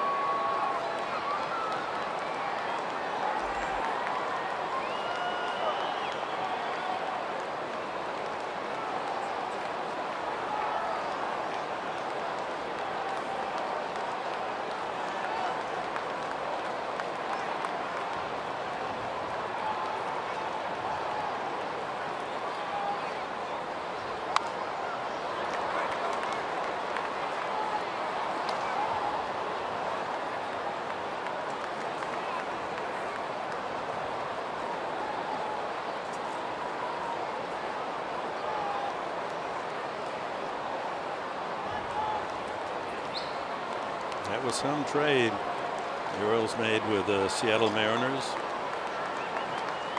Eric Bedard, pitcher, went to Seattle, and they not only got this man, but Chris Tillman, who's a 10-game winner this year. Full count. And ball 4, the bases are loaded. First walk from Villanueva. Number 8 man to bat in the inning is second baseman Jonathan Schoop. Yeah, judging by what Villanueva did there to Adam Jones, breaking ball away with the full count, he will take his chances with the bases full or force at any base. And Jonathan Schoop. Schoop is 2 for 3, a single and a double.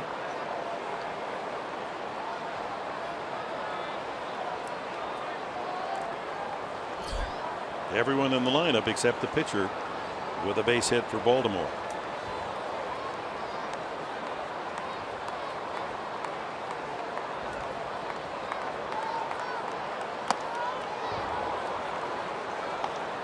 High fastball, and Schoop couldn't catch up.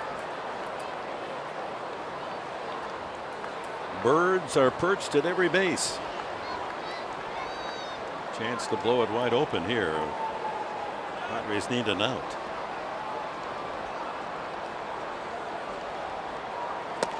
Chases 0-2.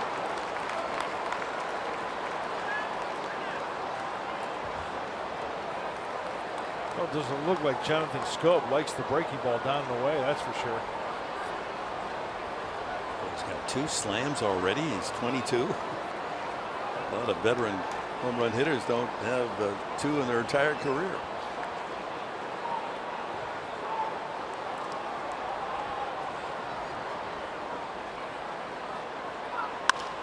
Ripped. Another base hit. Headed toward the corner. Dickerson cuts it off. A 2-run score. And it's 8-1 as Jonathan Schoop has his 3rd hit of the night. And the Orioles build their lead to 8-1. 44th and 45th runs batted into the season for the rookie Schoop.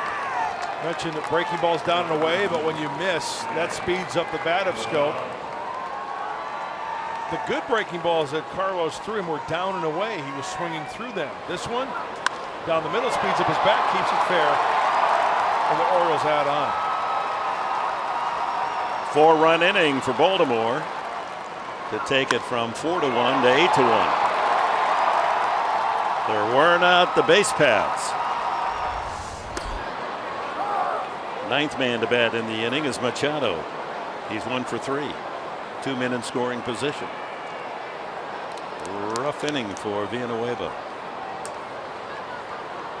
4 runs on 5 hits, including a couple of doubles and a home run. Broken back grounder, but it finds a hole up the middle, and 2 more Orioles will score. And they've hit double figures. 10-1 the score. Machado with his 45th and 46th runs batted in. Oh, even when you bust a bat, even when you make a good pitch down and away, Machado, we talked about it earlier, his plate coverage. He's got such good plate coverage. Not only hurting you with the long ball, but the broken bat single up the center of the diamond to drive in 2. And with that, Andy Green makes a trip to the mound, and we'll have a pitching change. 10-1 the score.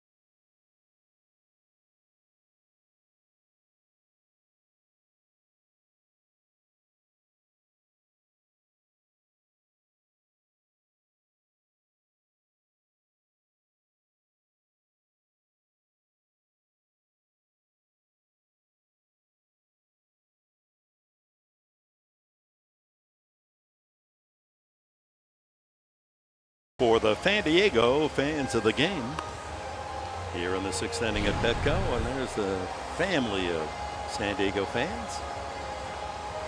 That nice fedora that was given away a week or so ago in good use. Don't forget, on Friday night, opening the Yankee series, a terrific giveaway, and we're going to show you that if you have a chance tonight. It's beautifully pictorial summary of the Padres history. That is one of the nicest giveaway items ever. Full of photographs that go all the way back to Ted Williams playing as a 17-year-old for the San Diego Padres in the Pacific Coast League. Here's what it looks like on the outside. It's nice, isn't it? For the coffee table at home? Yeah, and you know, here's beautifully done. And there's the old Lane Field and Ted Williams, the splendid splinter, all the way through Tony Gwynn and the Padres of today. All you fans on Friday night, that's a keeper.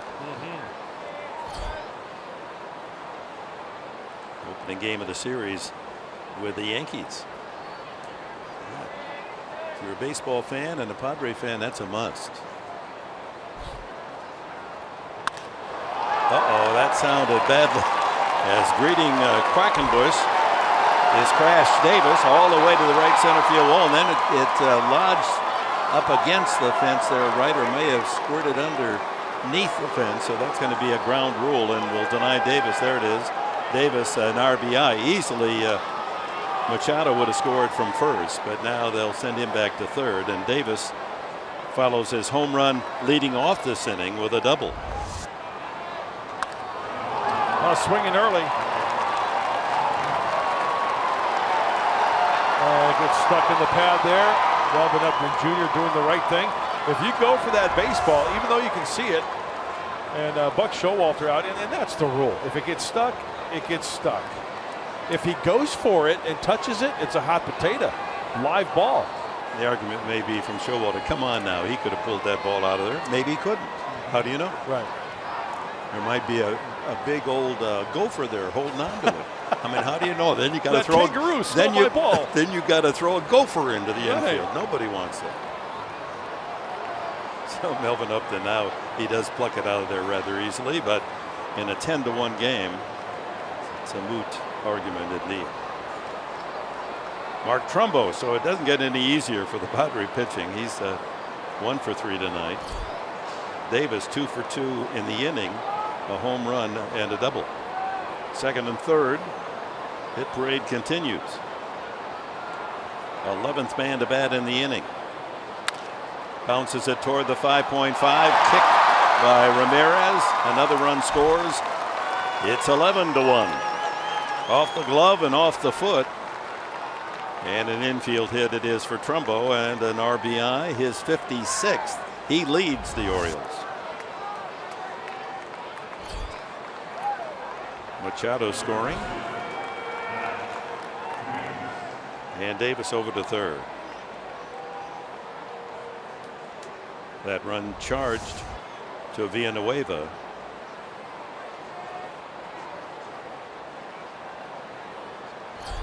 So all 7 runs in this inning go on Villanueva's card. Ooh, that'll crush your ERA. Quackenbush responsible for Davis at third and Trumbo at first. Matt Wieters in the inning, singled.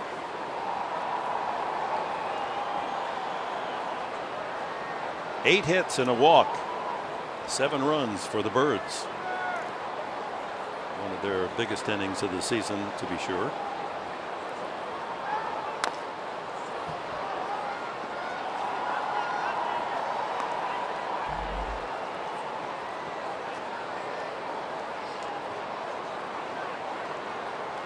Started with a bang for both sides, with Jones homering to start the game and Upton answering with a homer and then stealing another home run. And a run in the 4th to make it 2-1 Baltimore. A couple of more in the 5th inning on the 2-run homer by Kim. And then Chris Davis and Baltimore going to work with a home run and a lot more, and 7 runs here in the 6th inning. Davis at third. And a swing and a miss by Wieters, 2-2.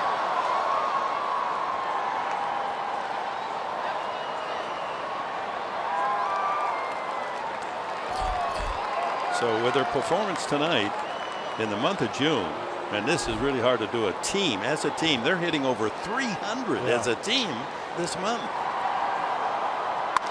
Up the middle, Ramirez deep behind the bag, throws out Wieters, and the inning mercifully comes to an end. Well, another loss to the sports world. A great coach, a defensive wizard. That Bears 46 defense, one of the great teams NFL history. Buddy Ryan was the orchestrator of that defense. Quite a character. He too has left us. Buddy Ryan, 85.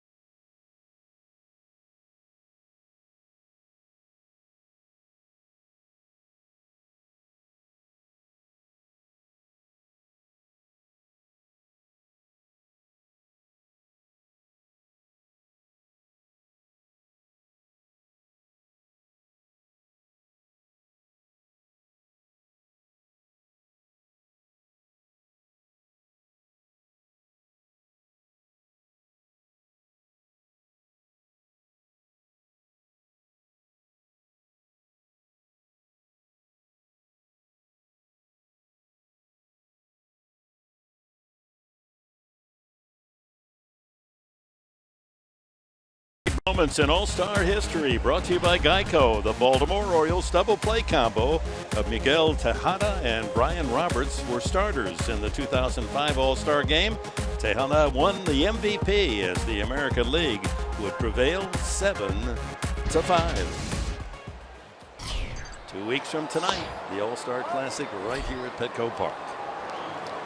Jan Solarte leads it off against the new pitcher for the Orioles, Oliver Drake, the former Naval Academy star. We saw him in Baltimore. Has just been called up from their AAA Norfolk team. High fly ball on the infield or just on the outfield grass. Collected by J.J. Hardy for the first out. So Jimenez goes 5 innings, allows only 1 run, 3 hits, 4 walks, and 5 strikeouts. By the way, the Orioles 7-run top half of this inning is not their biggest inning of the season. They scored 9 earlier this year in a game.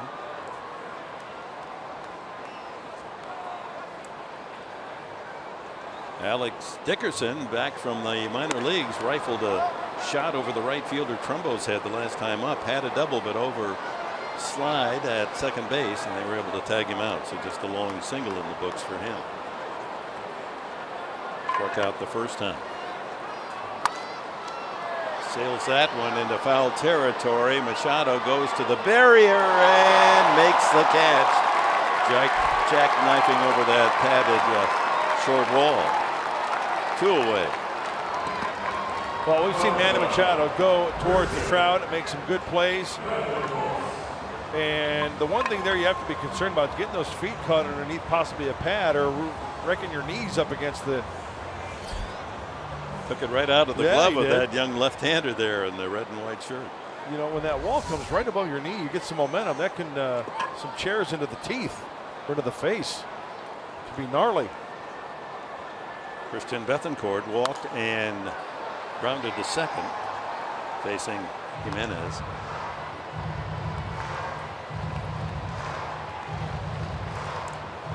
You'll get one. You got to be patient now. Don't give up on it. That ball will find you. He's off in a dream world right now.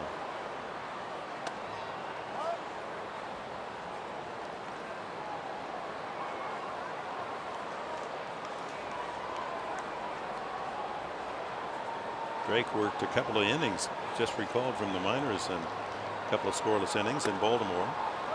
Looks like he has a pretty good split finger. Very funky delivery for Oliver Drake. Herky jerky.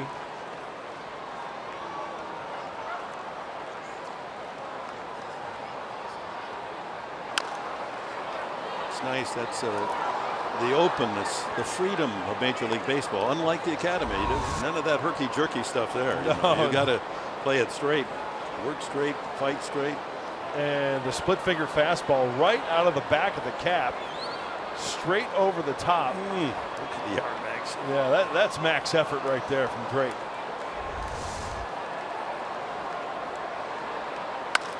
Pulled to third, Machado gloves, and it's a 1-2-3 inning for Oliver Drake. We've completed 6 at Petco.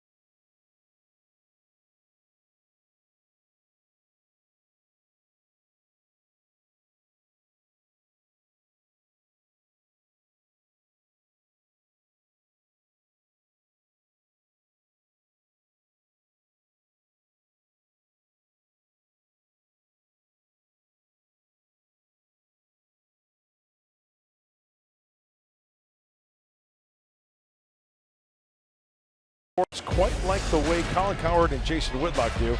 The brains to know and the guts to say. Catch Colin and Jason on for FS1's new daily sports talk show, Speak for Yourself, weekdays at 3 p.m. Pacific. They just look like a couple of cats that have an opinion, don't they? Yeah. We got to get into that market. You know, there's the big dollars in that thing. We could wow them. I mean, we may not be controversial, but yeah, I'm not controversial. we could enough. be crazy. I got that covered. Okay. I'll be crazy. I don't we have care to about come that. up. Yeah, you got to come up with some little trick, a tool to hook the audience so that they couldn't miss. Right. Mud and egg nerp. Egg nerp? Egg nerp, yeah. That'd be me. I get my writer Bernie Mazzola and Sam Liederkranz to get us some good stuff. Did you ever do talk radio at all? Not really. No, talk radio wasn't part of my That's background. not my gig. I enjoy it's a what tough I'm doing. life. Yeah, it is. It's a tough life. You got to create controversy. And I don't know enough about other sports to have an opinion. Well, I don't think it really matters. Just be controversial. Yeah. Say something that's off the wall and see if anyone responds to it, and then you get other people to say that's ridiculous, and then you say, well, then so are you, and then you get angry at your callers. And well, I'll be the first to say that, and I mean this with all sincerity. I think Steph Curry is the most overrated NBA player out there. See, we got it going already. See, so and that other guy, LeBron James, over in Cleveland. Overrated. What's he know about hockey? There we go. How about that, fans? You don't get this everywhere. That'll stir the pot. Yeah. I can hear the social media. They're going after it already. Yeah, we got them. Oh. Now we got to get a sponsor. Now, you want to take that, or I think I can cover that. Let's get Max Michalak to do that. I mean, he's such a charming guy, and he'd go in and bite him on the ankles, and he wouldn't let go. They could drag him around the block until they say, "We're buying it." You know. Don't mess with Max. We'll get Pomerantz to be our MC, to introduce us. I mean, right away, everyone thinks first class because Pomerantz says, here's the Mud and Egg Nerp show. And he can sell anything. Bethencourt takes care of that chopper out in front of home plate, and Hardy is out 2-3. This copyrighted telecast is presented by the authority of the San Diego Padres and may not be reproduced or retransmitted in any form. The accounts and descriptions of this game may not be disseminated without the express written consent of the San Diego Padres.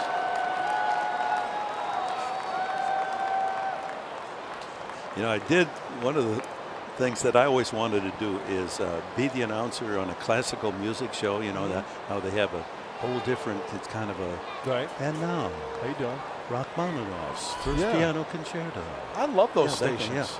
And I got a chance to do that for a couple of years. The La Jolla Music Society, their programs were played, I believe, on PBS radio. Yeah, right. And they asked me to do it. And it was really a great experience because it's tough to get your voice into that mood. And I thought I was bringing my sports voice down and saying it's Rachmaninoff. And no, that's way too harsh. So I had to practice Rachmaninoff. And then it's all those very difficult names to pronounce. And they don't like it when you just call them instead of Vladimir, Vladdy. I thought they'd throw a little bit of, baseball, sports kind of nickname stuff. They didn't like that. But I really enjoyed the experience of forcing myself to do something I never thought I could do. Yeah. And went pretty well. A couple of sour notes. Nothing like a good concerto. That's right. Kevin Quackenbush. He's the pitcher tonight. And he's got the beard like Quackenbush. Kim, a one-out walk. Kim with a 2-run homer and an RBI double tonight, and now on base with the first free pass of the night from Kevin Quackenbush. And his first major league at bat, Oliver Drake. Sounds like someone who discovered an island in the Pacific. As a Navy man, maybe he did. Let's see if he can swing the bat. Take strike one. The attendance tonight, 31,515. Terrific turnout on Taco Tuesday.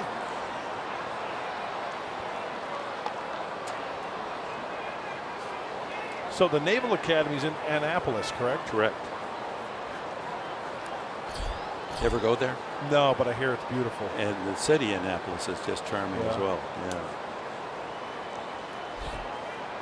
I know in this Navy town, my friends is taking strike 3 is Drake for the second out. Won't like me to say this, but in terms of the campus, West Point and Annapolis, West Point, the spot up there on the Hudson, and the character of the campus is really stunning. I'll bet. Yeah, that's something, you know, fans that like to get around at, you know, various baseball stadium or campuses. I've always enjoyed going to different campuses. The 3 academies, and the 4 if you want to call in the Coast Guard as well. And you talk about, they're all a sight to see. And it brings to mind a lot of our American history when you go to the 4 academies. One of these days, I would love to attend an Army-Navy football game. Oh, yeah. Yeah.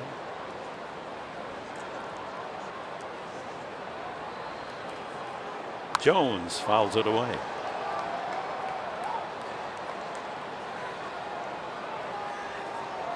I had the opportunity in doing one of the Army-Navy games. Really?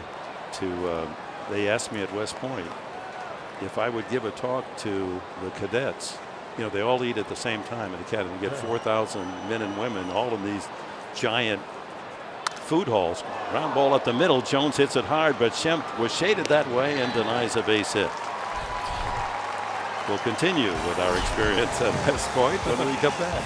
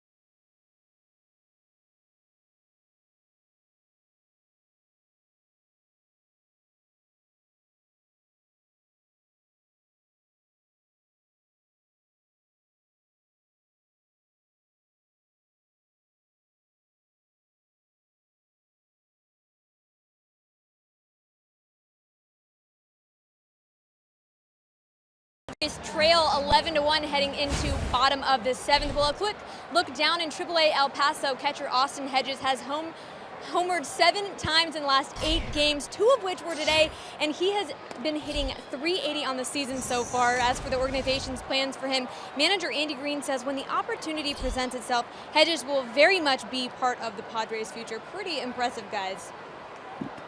That really is, Michelle. Thank you.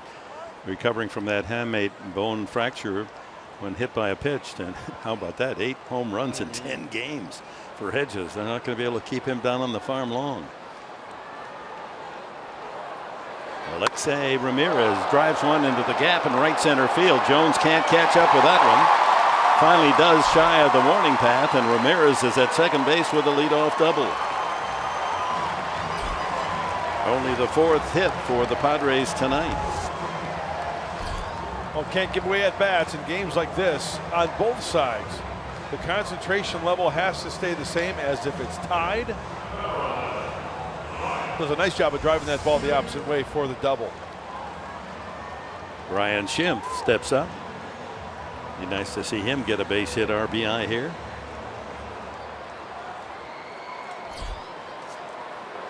It was tied at 1 and a couple of home runs. Jones for the Orioles and Upton for the Padres after 1 inning. But then all Baltimore as Shrimp fouls it off.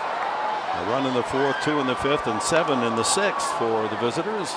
3 home runs tonight to add to their major league leading total. Now 123 on the season. Home runs by Jones, Davis, and Kim, a 2-run homer.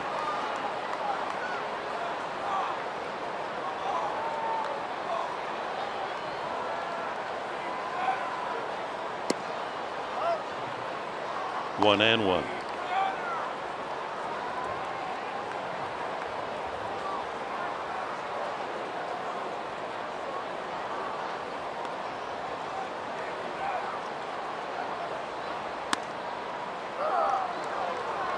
A ball, 2 strikes.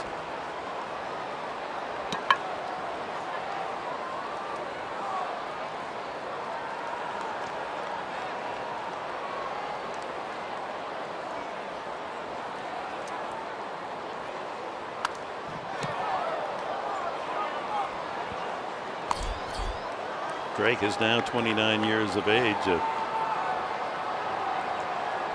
His major at the academy was quantitative economics. Oh, yeah. That was your favorite, wasn't it? It was, yeah. You got to quantify things. And you got to do it economically. That's right. Easy. In the dirt, 2 and 2. I would love to shadow one of those cadets. Cadet, right? Or middies. He was a midi. Yeah. Just to see a day in the life Oh, of. you'd be exhausted. There's not a time to sit down and rest. They're all, you go to bed every night not having everything done. Part of the test. And then you throw athletics into the equation. And they all have to either be on a varsity team or intramural team. That's part of the deal, men and women. There's the Duff man on the Phantom cam. Duff, ugly finder. Has such an impact. Has such an impact, that super slow motion. You ought to see, it takes him an hour to get out of the ballpark. He walks so slowly. Nub, foul. Even, you notice how he talks? Even talks. Wow, that was somewhere. There's Duff. He doesn't know what he's doing. Start pressing buttons. Yeah. Just start doing something. There you go. We'll yeah, see. make it look like you know what you're doing. Yeah, right. Your figure's over the lens. Come on. That is a really cool camera, though. Oh, man. Popped up back toward us. Watch out. Oh, just over our heads into the upper deck.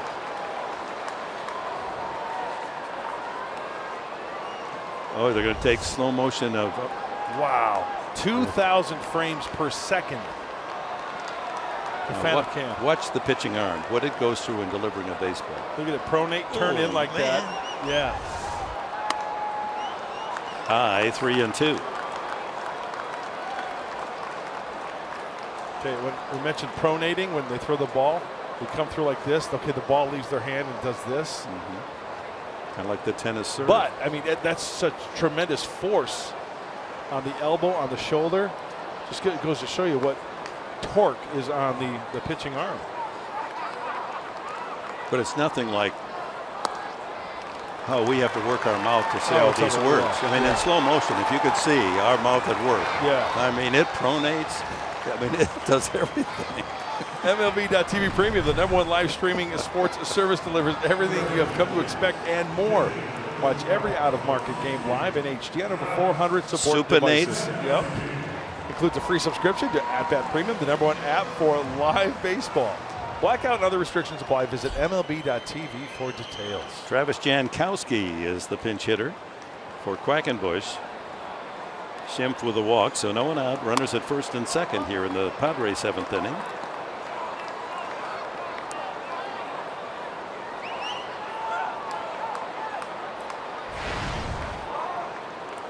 Jankowski doing a good job filling in for John Jay on the road trip.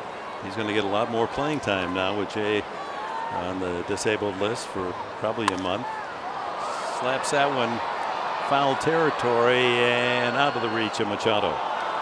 Just to finish the story about West Point on a very serious note, they asked me to give a talk before the Army-Navy game and go up on the parapet, the very same parapet where Douglas MacArthur gave the speech, "Old soldiers never die." How about that for a knee-shaking experience? Yeah, that's pretty impressive. And all I did, I couldn't think of anything to say. I read the Army fight song. Oh, yeah. And it really tells the story of what they're all about, and it's poetic. And rather than my own words, I said, you all sing this, but maybe when I slow it down and read it poetically, it'll give you more feeling of fight as you prepare for the middies. It was one of the great, I hadn't thought of that for a long time. It was one of the great experiences of my privileged life. And then you see these young men play the Army-Navy game, seniors. Last time they'll play football, and then they're off to defend our country.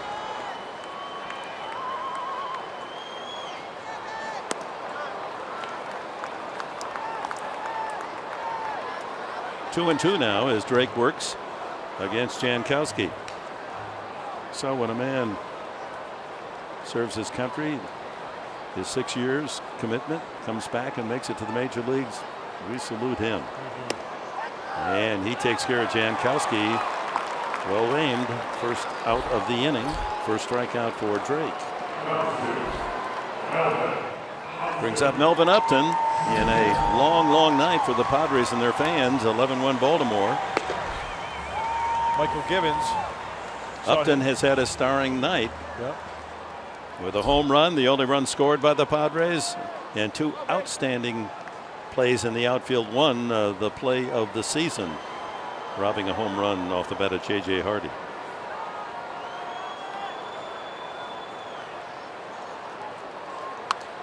Fouled back. And time now for our Carl's Jr. star of the game, Melvin Upton Jr. A 440-foot blast for a home run, and watch this catch. Not enough superlatives to describe Upton. Oh my.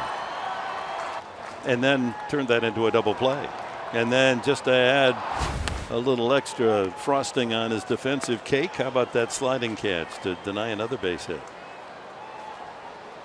So what have you done for us lately, Melvin? Walked his last time. He's also stolen his 18th base to lead the Padres.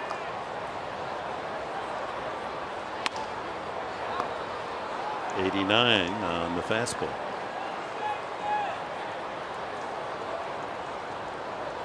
Interesting, in this game, in the same inning, we had a Drake and a Quackenbush as the pitchers.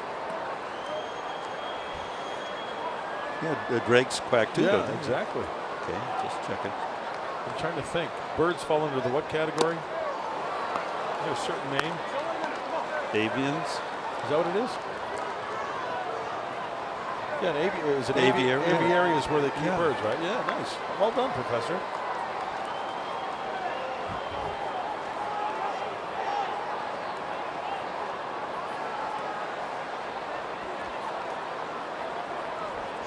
Two and two to Melvin Upton. 2 on, 1 out here in the Padres 7th.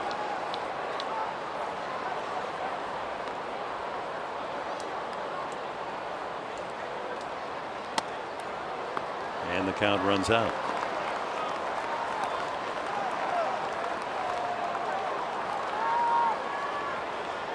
Will Myers on deck.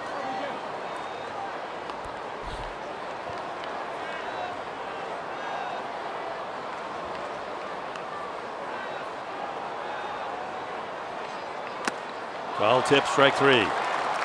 So 2 away, a couple of punch outs for Drake here in the 7th. And Will Myers, a couple of walks and a strikeout tonight. Drake going up the ladder to Melvin Upton Jr. there with the fastball. We've seen some split fingers. That seems to be his main off-speed pitch.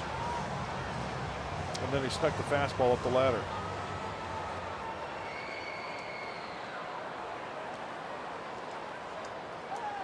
Here on this June 28th, back 15 years ago. 15 years ago, Tony Gwynn announced his retirement. Wow. To retire at the end of this season. Yeah. Took his .338 lifetime average right to Cooperstown.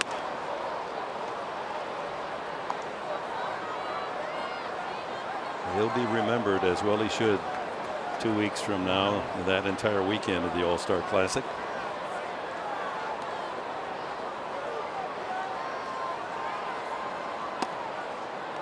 High strike.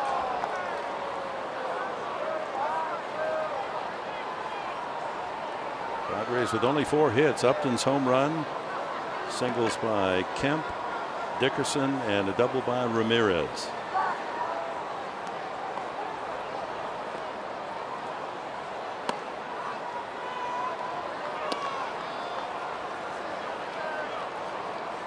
Myers could tie into one even in this 11-1 score. It'd just be a feel good for the Padres. Something to take them forward to the day game tomorrow. And he does hit this well to right field. Chases Trumbo back to the wall. Touch 'em all.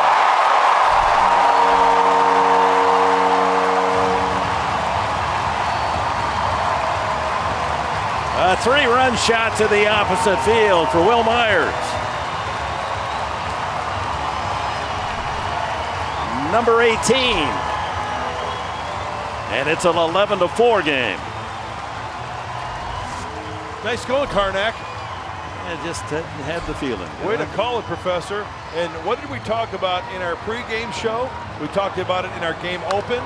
Wil Myers having one heck of a June, making a bid for the All-Star team. Hey, player of the month possibly. Foul pole to foul pole, showing off that strength. Going Oppo Taco on Taco Tuesday.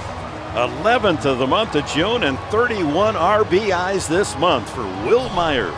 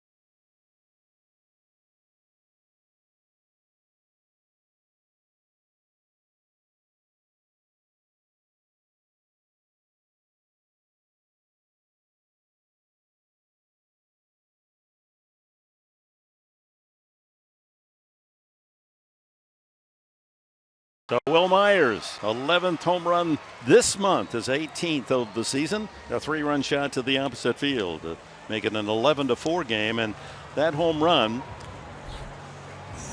ties him for the most in the major leagues here in June with Edwin Encarnacion. He also with 11 home runs. And the hard-throwing Michael Givens comes in, working to Matt Kemp. And for the Padres, Nate Colbert hit 11 in a month in May. Ryan Klesko hit 11 in 1 month. Adrian Gonzalez 11 in a month. And Greg Vaughn 12. And the record for the Padres in a month, 14 by Ken Caminiti. But 11 home runs this month for Wil Myers. It's just a fantastic month of June for him. And he's got the rest of this game and tomorrow before June comes to a close. You're seeing the ball so well. Just a happy-go-lucky attitude. I mean, this kid cares. He's putting together great at-bats, using the whole field, playing a good first base. And he now has 53 runs batted in to tie Kemp for that lead. No, he's had all-star credentials. The competition is tough, to be sure. You know what, Will? I hope he gets chosen to be in the home run derby. He really wants to do that. I mean, you know, being the ambassador, he was named the ambassador, is all fine and dandy, and he's cool with that. But he wants to represent the Padres either in the home run derby or in the game itself. And that home run is his 20th extra base hit in June. That's a Padre record for the month of June. Ground ball, and Machado eats that one up. The long throw in plenty of time. Inning comes to an end, but Wil Myers makes another statement why he should be considered for the All-Star game as he shows his power to the opposite field. Number 18, it's 11-4.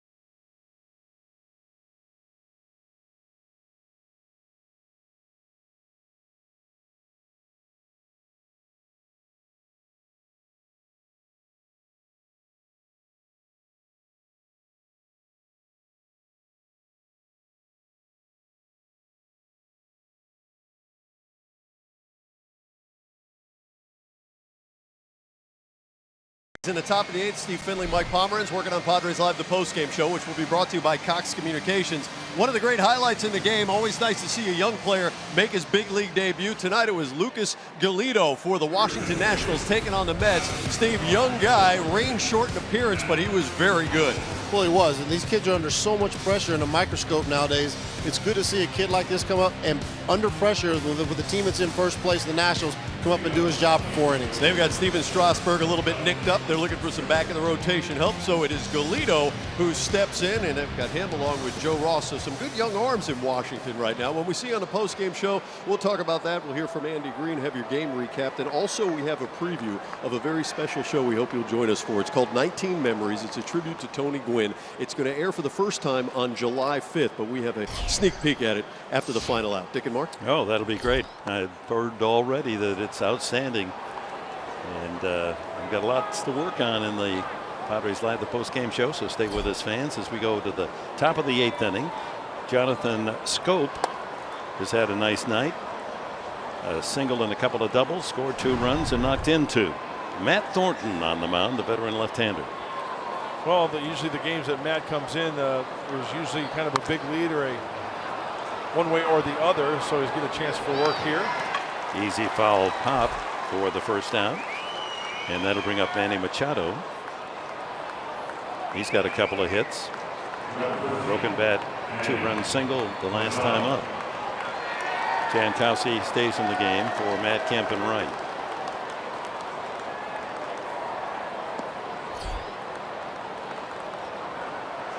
(11-4).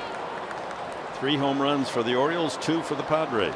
The big blast, although in a deep deficit for the Padres, was the 3-run home run for Wil Myers. Adam Jones a solo, Crash Davis a solo, and a 2-run homer from Hyun-Soo Kim for the Orioles. Solo shot for Upton, number 12, and the 3-run homer Myers, number 18.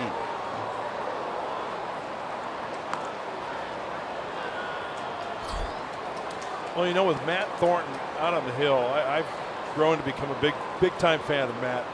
I mean, he's put together a good career, 12 major league seasons.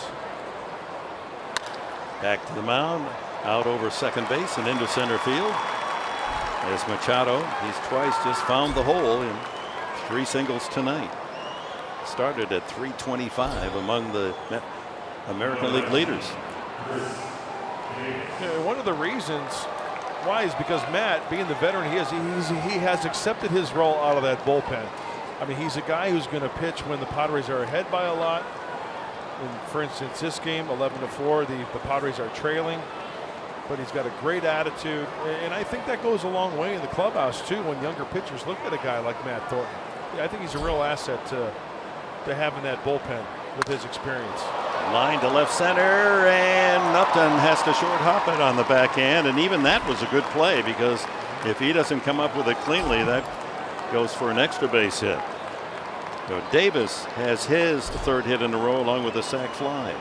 Saturday, Baseball Night in America returns with the showdown between the Angels and the Red Sox at 4 p.m. Pacific on your local Fox station. Then the Yankees battle the Padres at 6:30 p.m. Pacific in a game you can only see on FS1 or watch it live on Fox Sports Go. So a doubleheader on Fox Sports 1, and it'd be nice to let the fans around the nation see action here from beautiful Petco Park. Mark Trumbo, single, safe on an error, struck out, and an infield hit, RBI. 2 on, 1 away here in the 8th. 17 hit attack for the Orioles, and an 11-4 lead.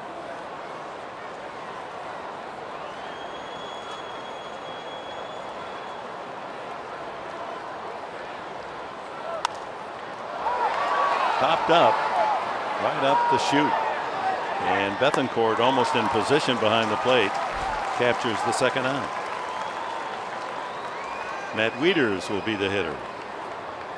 1 for 4 tonight. Going back to Machado with a multi-hit game, 3 singles tonight. That's the 31st time he's had a multi-hit game. That's only 2 off the American League lead. Mookie Betts with 33, and his teammate Bogarts also with 33.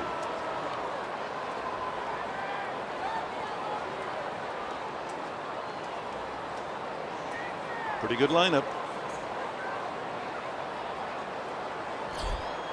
You tell me where the soft spot is. Number 8 hitters batting .339.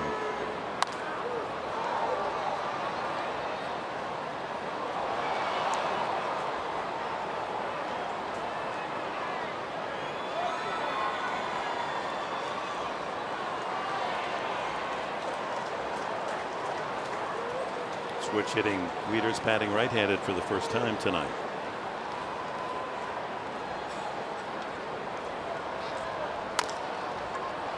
Ramirez charges, has only 1 play to first base. And the tag made by Myers. The inning comes to an end. Padres come up bottom of the 8th. It'll be Solardi leading off.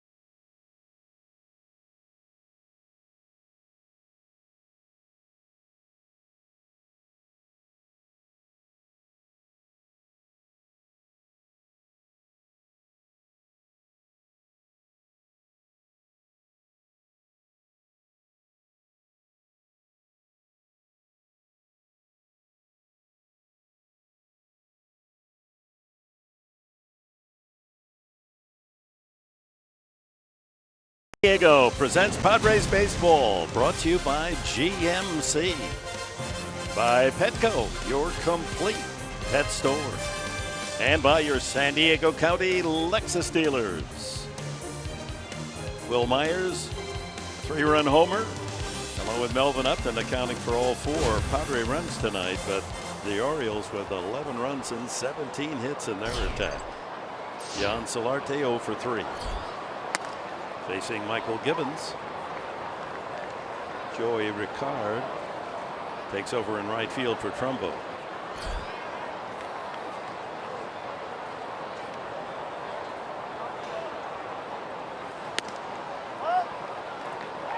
Two and 0.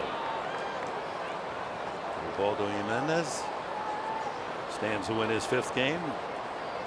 2 of those in a week's time against the Padres. Lined into the right field corner, and that ball is in front of Ricard for a long single. Solarte getting things started here in the 8th inning. Alex Dickerson, 1 for 3, steps up. Oh, he gets this ball nicely up and in. Down by the label as well, and pulls it enough to dump it into that corner.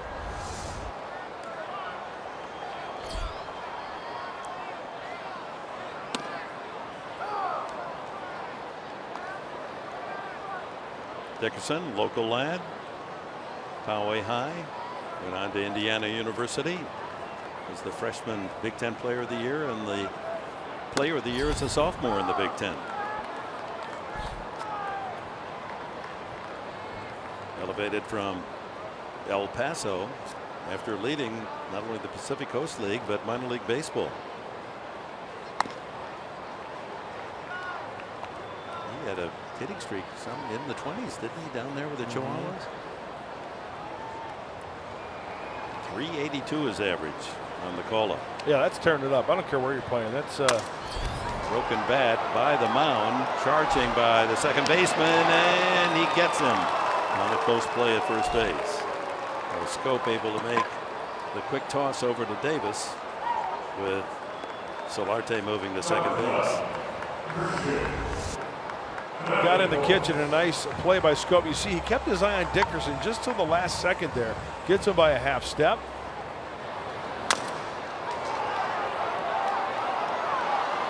Know when to be quick, and he got him. Bethancourt has walked and grounded out twice.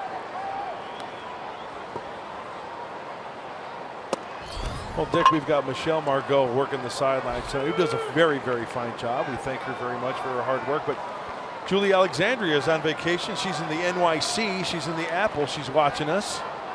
Want to give Julie a shout out. She's painting the town red. It's 1 o'clock now, Julie. Come on, the night is young. Watch out, NYC. Julie Alexandria is on the loose. Oh boy! I'm sure you get that bolt on your door there.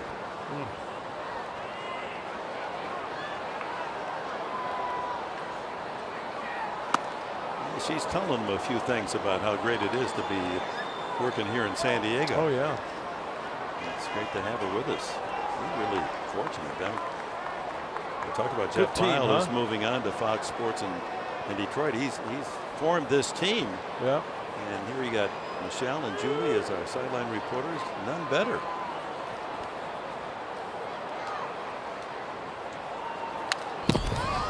Fouled back. That gives us a chance to check on our Cholula Flame throw. And Michael Gibbons on the hill for the Orioles. 95 hot sauce on this Taco Tuesday. Goes together like bread and butter. Line drive right to the shortstop.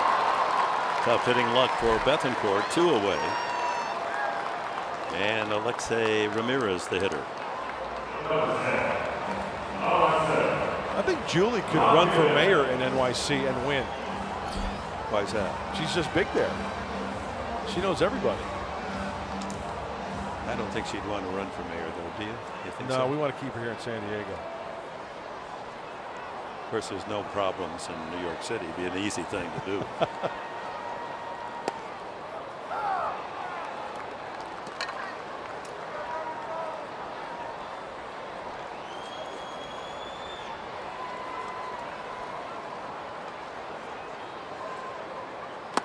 Swing and a miss, 0-2. And how about our friends, the Brits, huh? They vote to leave the EU, and then yesterday Iceland defeats them in the European Cup. They were calling that the biggest upset in British sports history. Ramirez goes down swinging. We go to the 9th inning, 11-4, Baltimore.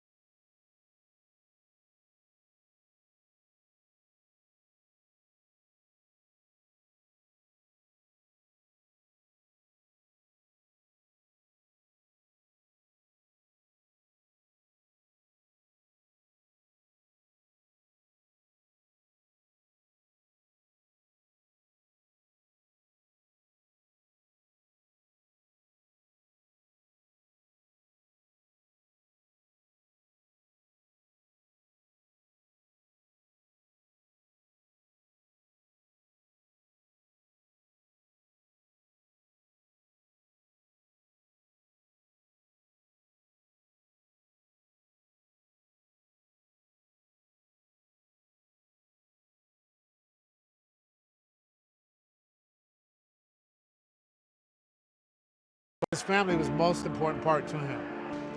My son got to play for him, and my son looked up to him. And the first thing Alicia says today is, how's Corey? How's my guy? Junior, how's Corey? It wasn't about baseball. It was about the, sorry. No sorry. But it's about the person. He helped my career tremendously, but he helped my son become a better person. Well, there's just a taste of the 19 memories of Tony Gwynn.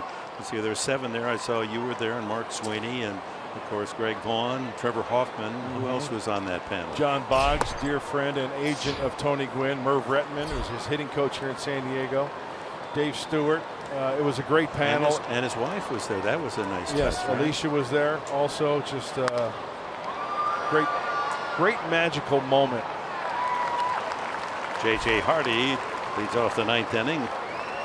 Lines out to Jankowski. The entire show premieres next Tuesday night, July 5th. My gosh, that's right. The 4th of July is next week already. Where have I been this last 6 months? You're not going to want to miss this. It's really a job well done. And the people behind the scenes, Jeff Bile and the whole production crew, Jake Santos. I'll tell you what, Jake Santos, we got a good egg there, Jake. Love that kid. Love everybody. Kim, 2-run homer and a RBI double and a walk tonight, and a line out to center, robbed of a hit, and he rattles that one foul.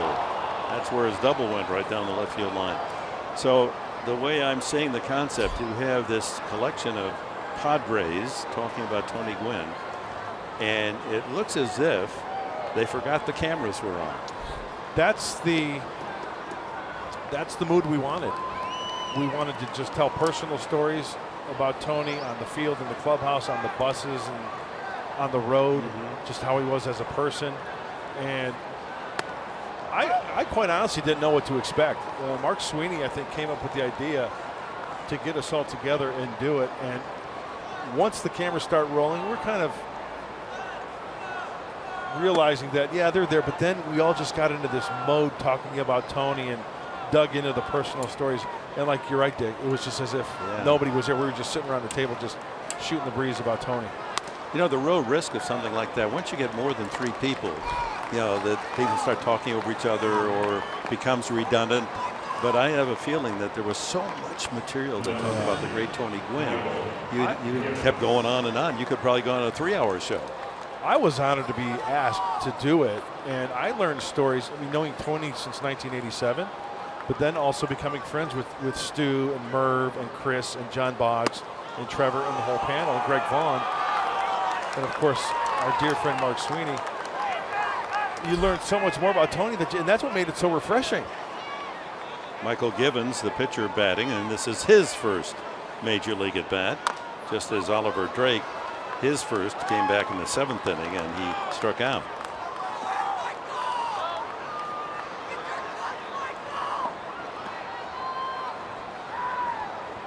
So a 1-out walk to Kim, who's had quite a night. A line out, a 2-run homer, an RBI double, and a couple of walks.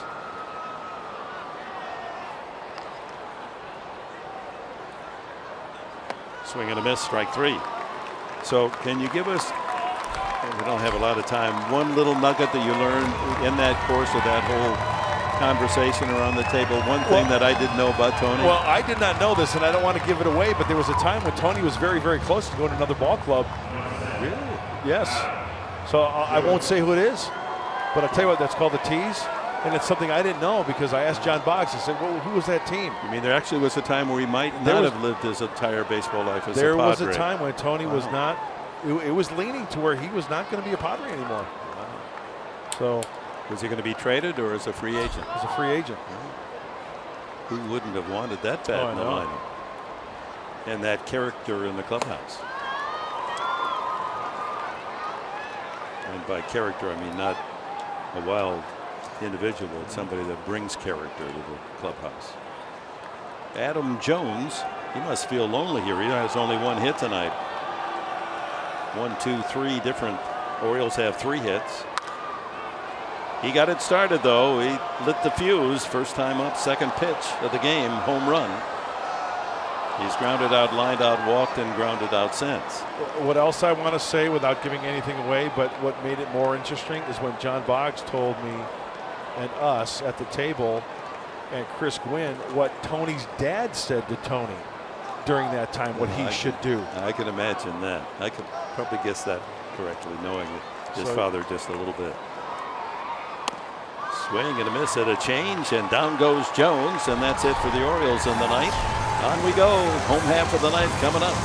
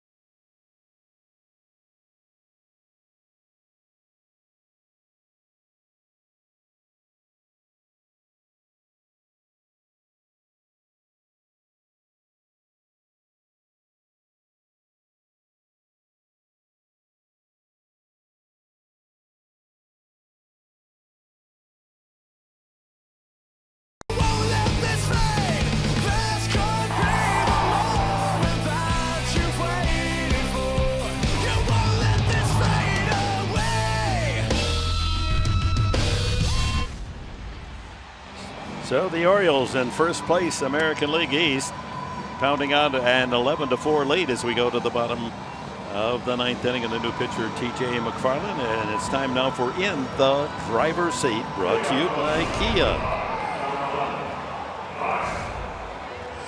The Orioles have been in the driver's seat tonight and with a home run ball all this month of June. One shy of the Major League record for June. The A's with 55 in 1996.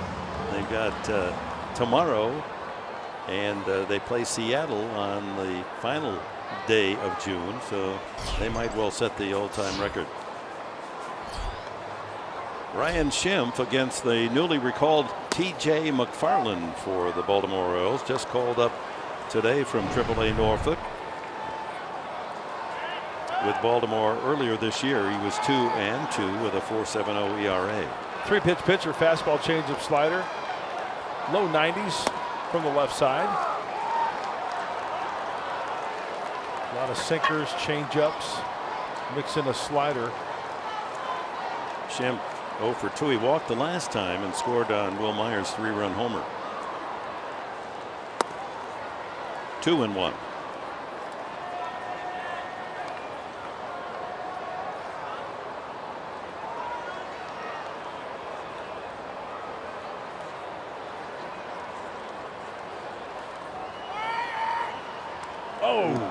Hit him.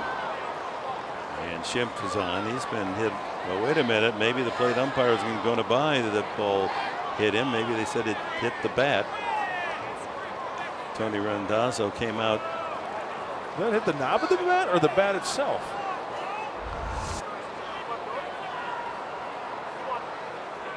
Oh, that's definitely on the right wrist. Well, look. Well, in an I think it hit the knob and part of his hand. They're going to challenge. From that angle, it appeared it certainly hit his wrist. And what would a major league game be without a challenge? Huh? I mean, I was worried that we were going to get through 9 innings without a challenge tonight, but here we go. Now, he definitely checked his swing, right? So in the event, if he checks his swing and the ball hits part of his hand and the bat, it's a hit batsman. But if he swings, if he commits, the rule says if he commits and the ball hits his hands, then it's a swing, and then it's not a hit batsman. So right there, it looks like it pinches the hand a little bit. He's not swinging. That shouldn't take New York long, and it doesn't. Take first. A painful way to get a base, but Schimpf is aboard. And Travis Jankowski is the batter. Entered the game defensively after pinch hitting. In the 7th inning, he took a 3rd strike. Well, tomorrow it'll be the left-hander Christian Friedrich for the Padres. He's 4-2 against hard-throwing Giovanni Gallardo. He's 2-1, but an ERA over 6 for the Orioles. 12:40 is game time. We'll be on the air at noon with Padres Live, the pregame show. There's Friedrich, along with fellow left-hander Drew Pomerantz. Both of those chaps have done a fine job. 2 terrific pickups by A.J. Preller this spring. Gallardo, only 28 in the 3rd innings. He's had some injury problems.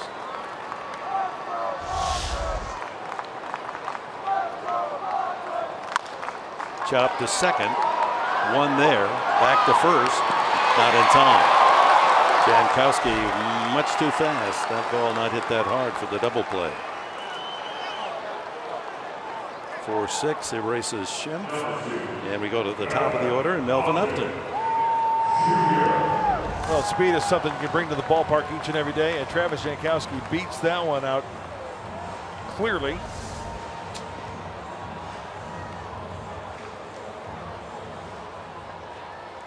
Not so clearly that Tony Randazzo had to take a couple of steps over toward the dugouts. Are you going to challenge that? Right. And that's really kind of the position they put these major league umpires in. Anything close, they got to, first thing they do is look to the dugout. Upton, the long home run to lead off the 1st inning. He's batting in the leadoff position for the first time this year. Struck out, walked, and struck out since. The 2 terrific plays in the outfield and one absolutely outstanding. Arguably the best of the season for a Padre, robbing J.J. Hardy of a home run and turning it into an 8-3 double play. That's worth repeating on the post-game show. You're going to see that again if you're joining us late. It's worth hanging around just to see. Great catch. Oh, my. Line drive, and it's speared by Schoop, and that denies Upton even a bigger night. And there's now 2 away. Nothing you can do there, Melvin. He had the right idea. Going the opposite way, hitting it squarely. So Will Myers, a 3-run homer his last time. He's also walked twice tonight. Struck out his first at bat.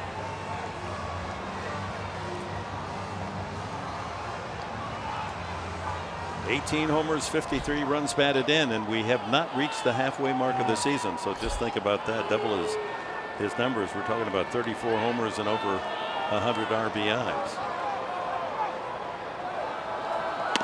Outside, ball 1.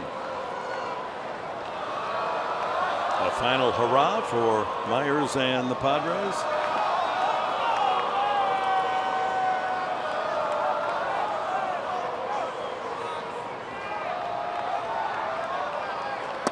Two and 0.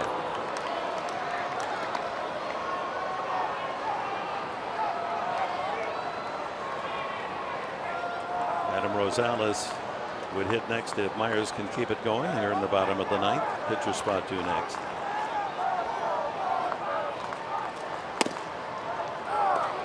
Two and 1.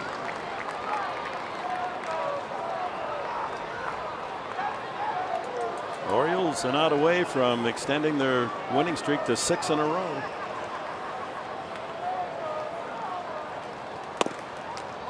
Low and away, 3 and 1.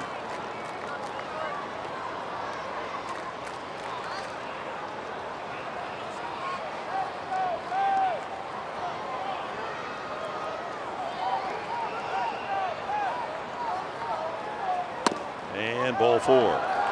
So a hit batsman and a walk, 2 men on for the pincher, Adam Rosales. What does it take to make it to the big leagues? Well, Glenn Hoffman and Tarek Brock share their thoughts on an all-new SD Live. That's tonight after Padres Live right here on Fox Sports San Diego. Glenn Hoffman was a #1 draft pick out of high school. Boston Red Sox. If they were drafting third base coaches, he'd be #1 pick again. Yeah. None better. And Tarek Brock signed as a 2nd-round selection, 1991, by the Detroit Tigers. And he's certainly done a terrific job over there at first and working with the guys defensively. Outfield play. Yeah. Those coaches work so hard, and Eddie Rodriguez as well. They're working with Will Myers quite a bit in the infielders. 1-0 to Rosales.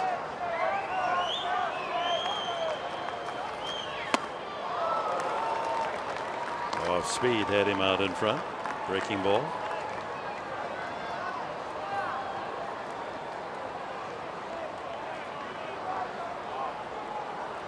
People asking me today, are there tickets left for the Yankee series? Yes, there's still tickets available Friday, Saturday, Sunday. And the Padres down to their final strike.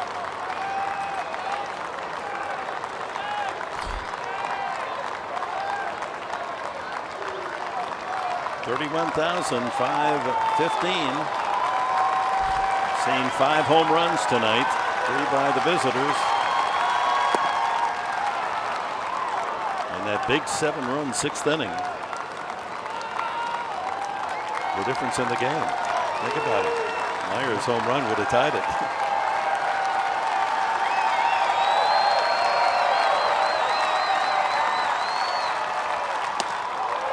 And 3 and 2.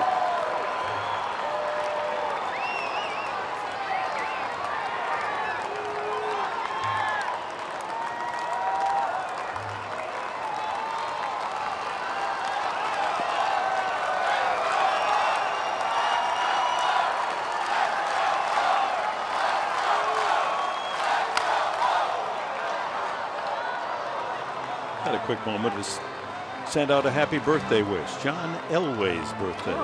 Elwood. 56 years old Is he already. really?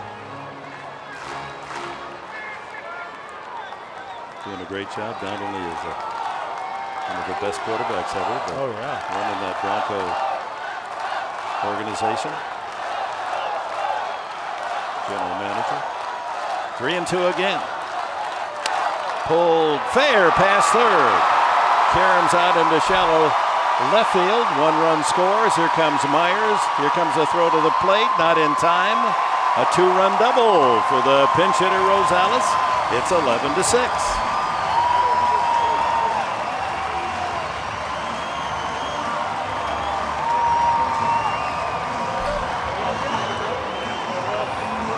Yeah, good for Adam Rosales coming off the bench, trying to keep it going, getting an AB and driving in 2. A very aggressive swing all the time from Adam, under control, and keeps it fair. Good for him.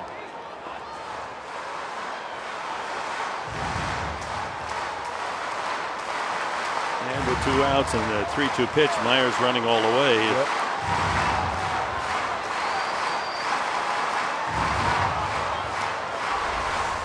So an 11-6 game is Jan Solarte with Rosales in scoring position. He's 1 for 4 tonight. Batting right-handed for the first time.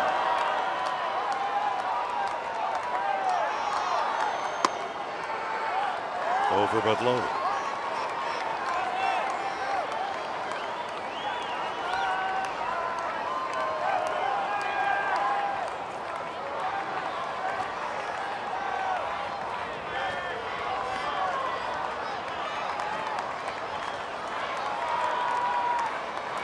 Line drive, 1-hopper past Machado. That'll bring Rosales home. And look at this. Here's Solarte jogging into second base. And it's an 11-7 game.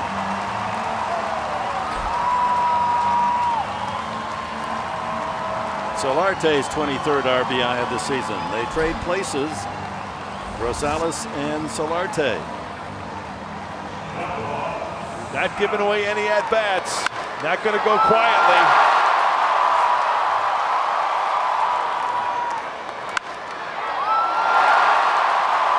One on, one off. We got the merry-go-round inning going on right here.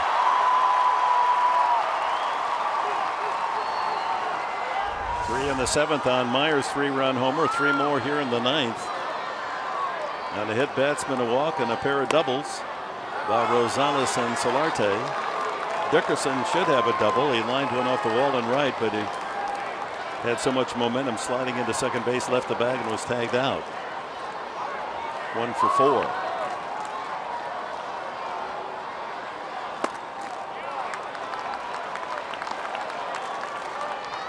We got action in the Baltimore bullpen.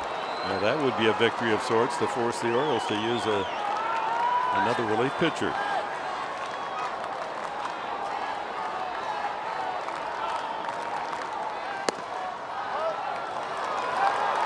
Two and 1. Jimenez had an 11-1 lead at one time. Now it's been cut down to an 11-7 advantage.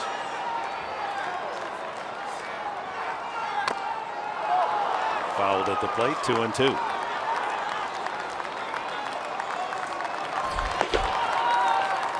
Zach Britton is their ace closer, and he's throwing hard. With Despaigne, the right-hander, he's always ready, the rubber-armed Despaigne. But just the fact you get Britton up, that's a victory of sorts.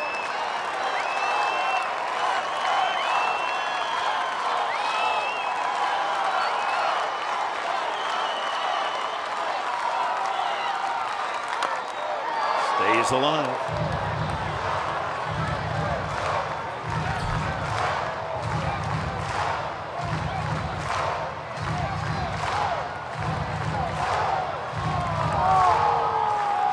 Some of the 31,515 still here rooting their Padres on. If nothing else, it's a feel-good inning and a feel-bad game. Luke foul. Certainly builds a more positive attitude going to the day game tomorrow. You know, the thing that's frustrating is that you score 7 runs a game, you expect to win that game. There was a big inning in the 6th when the Orioles scored 6. Oh, down the middle, strike 3, and that'll do it. Orioles outscore the Padres tonight, the final 11-7. Here's Mike Pomerantz. All right, Dick, with Steve and I see on Padres Live, the postgame show, you're going to hear from Andy Green on what transpired today. And we'll tell you about Will Myers' big night.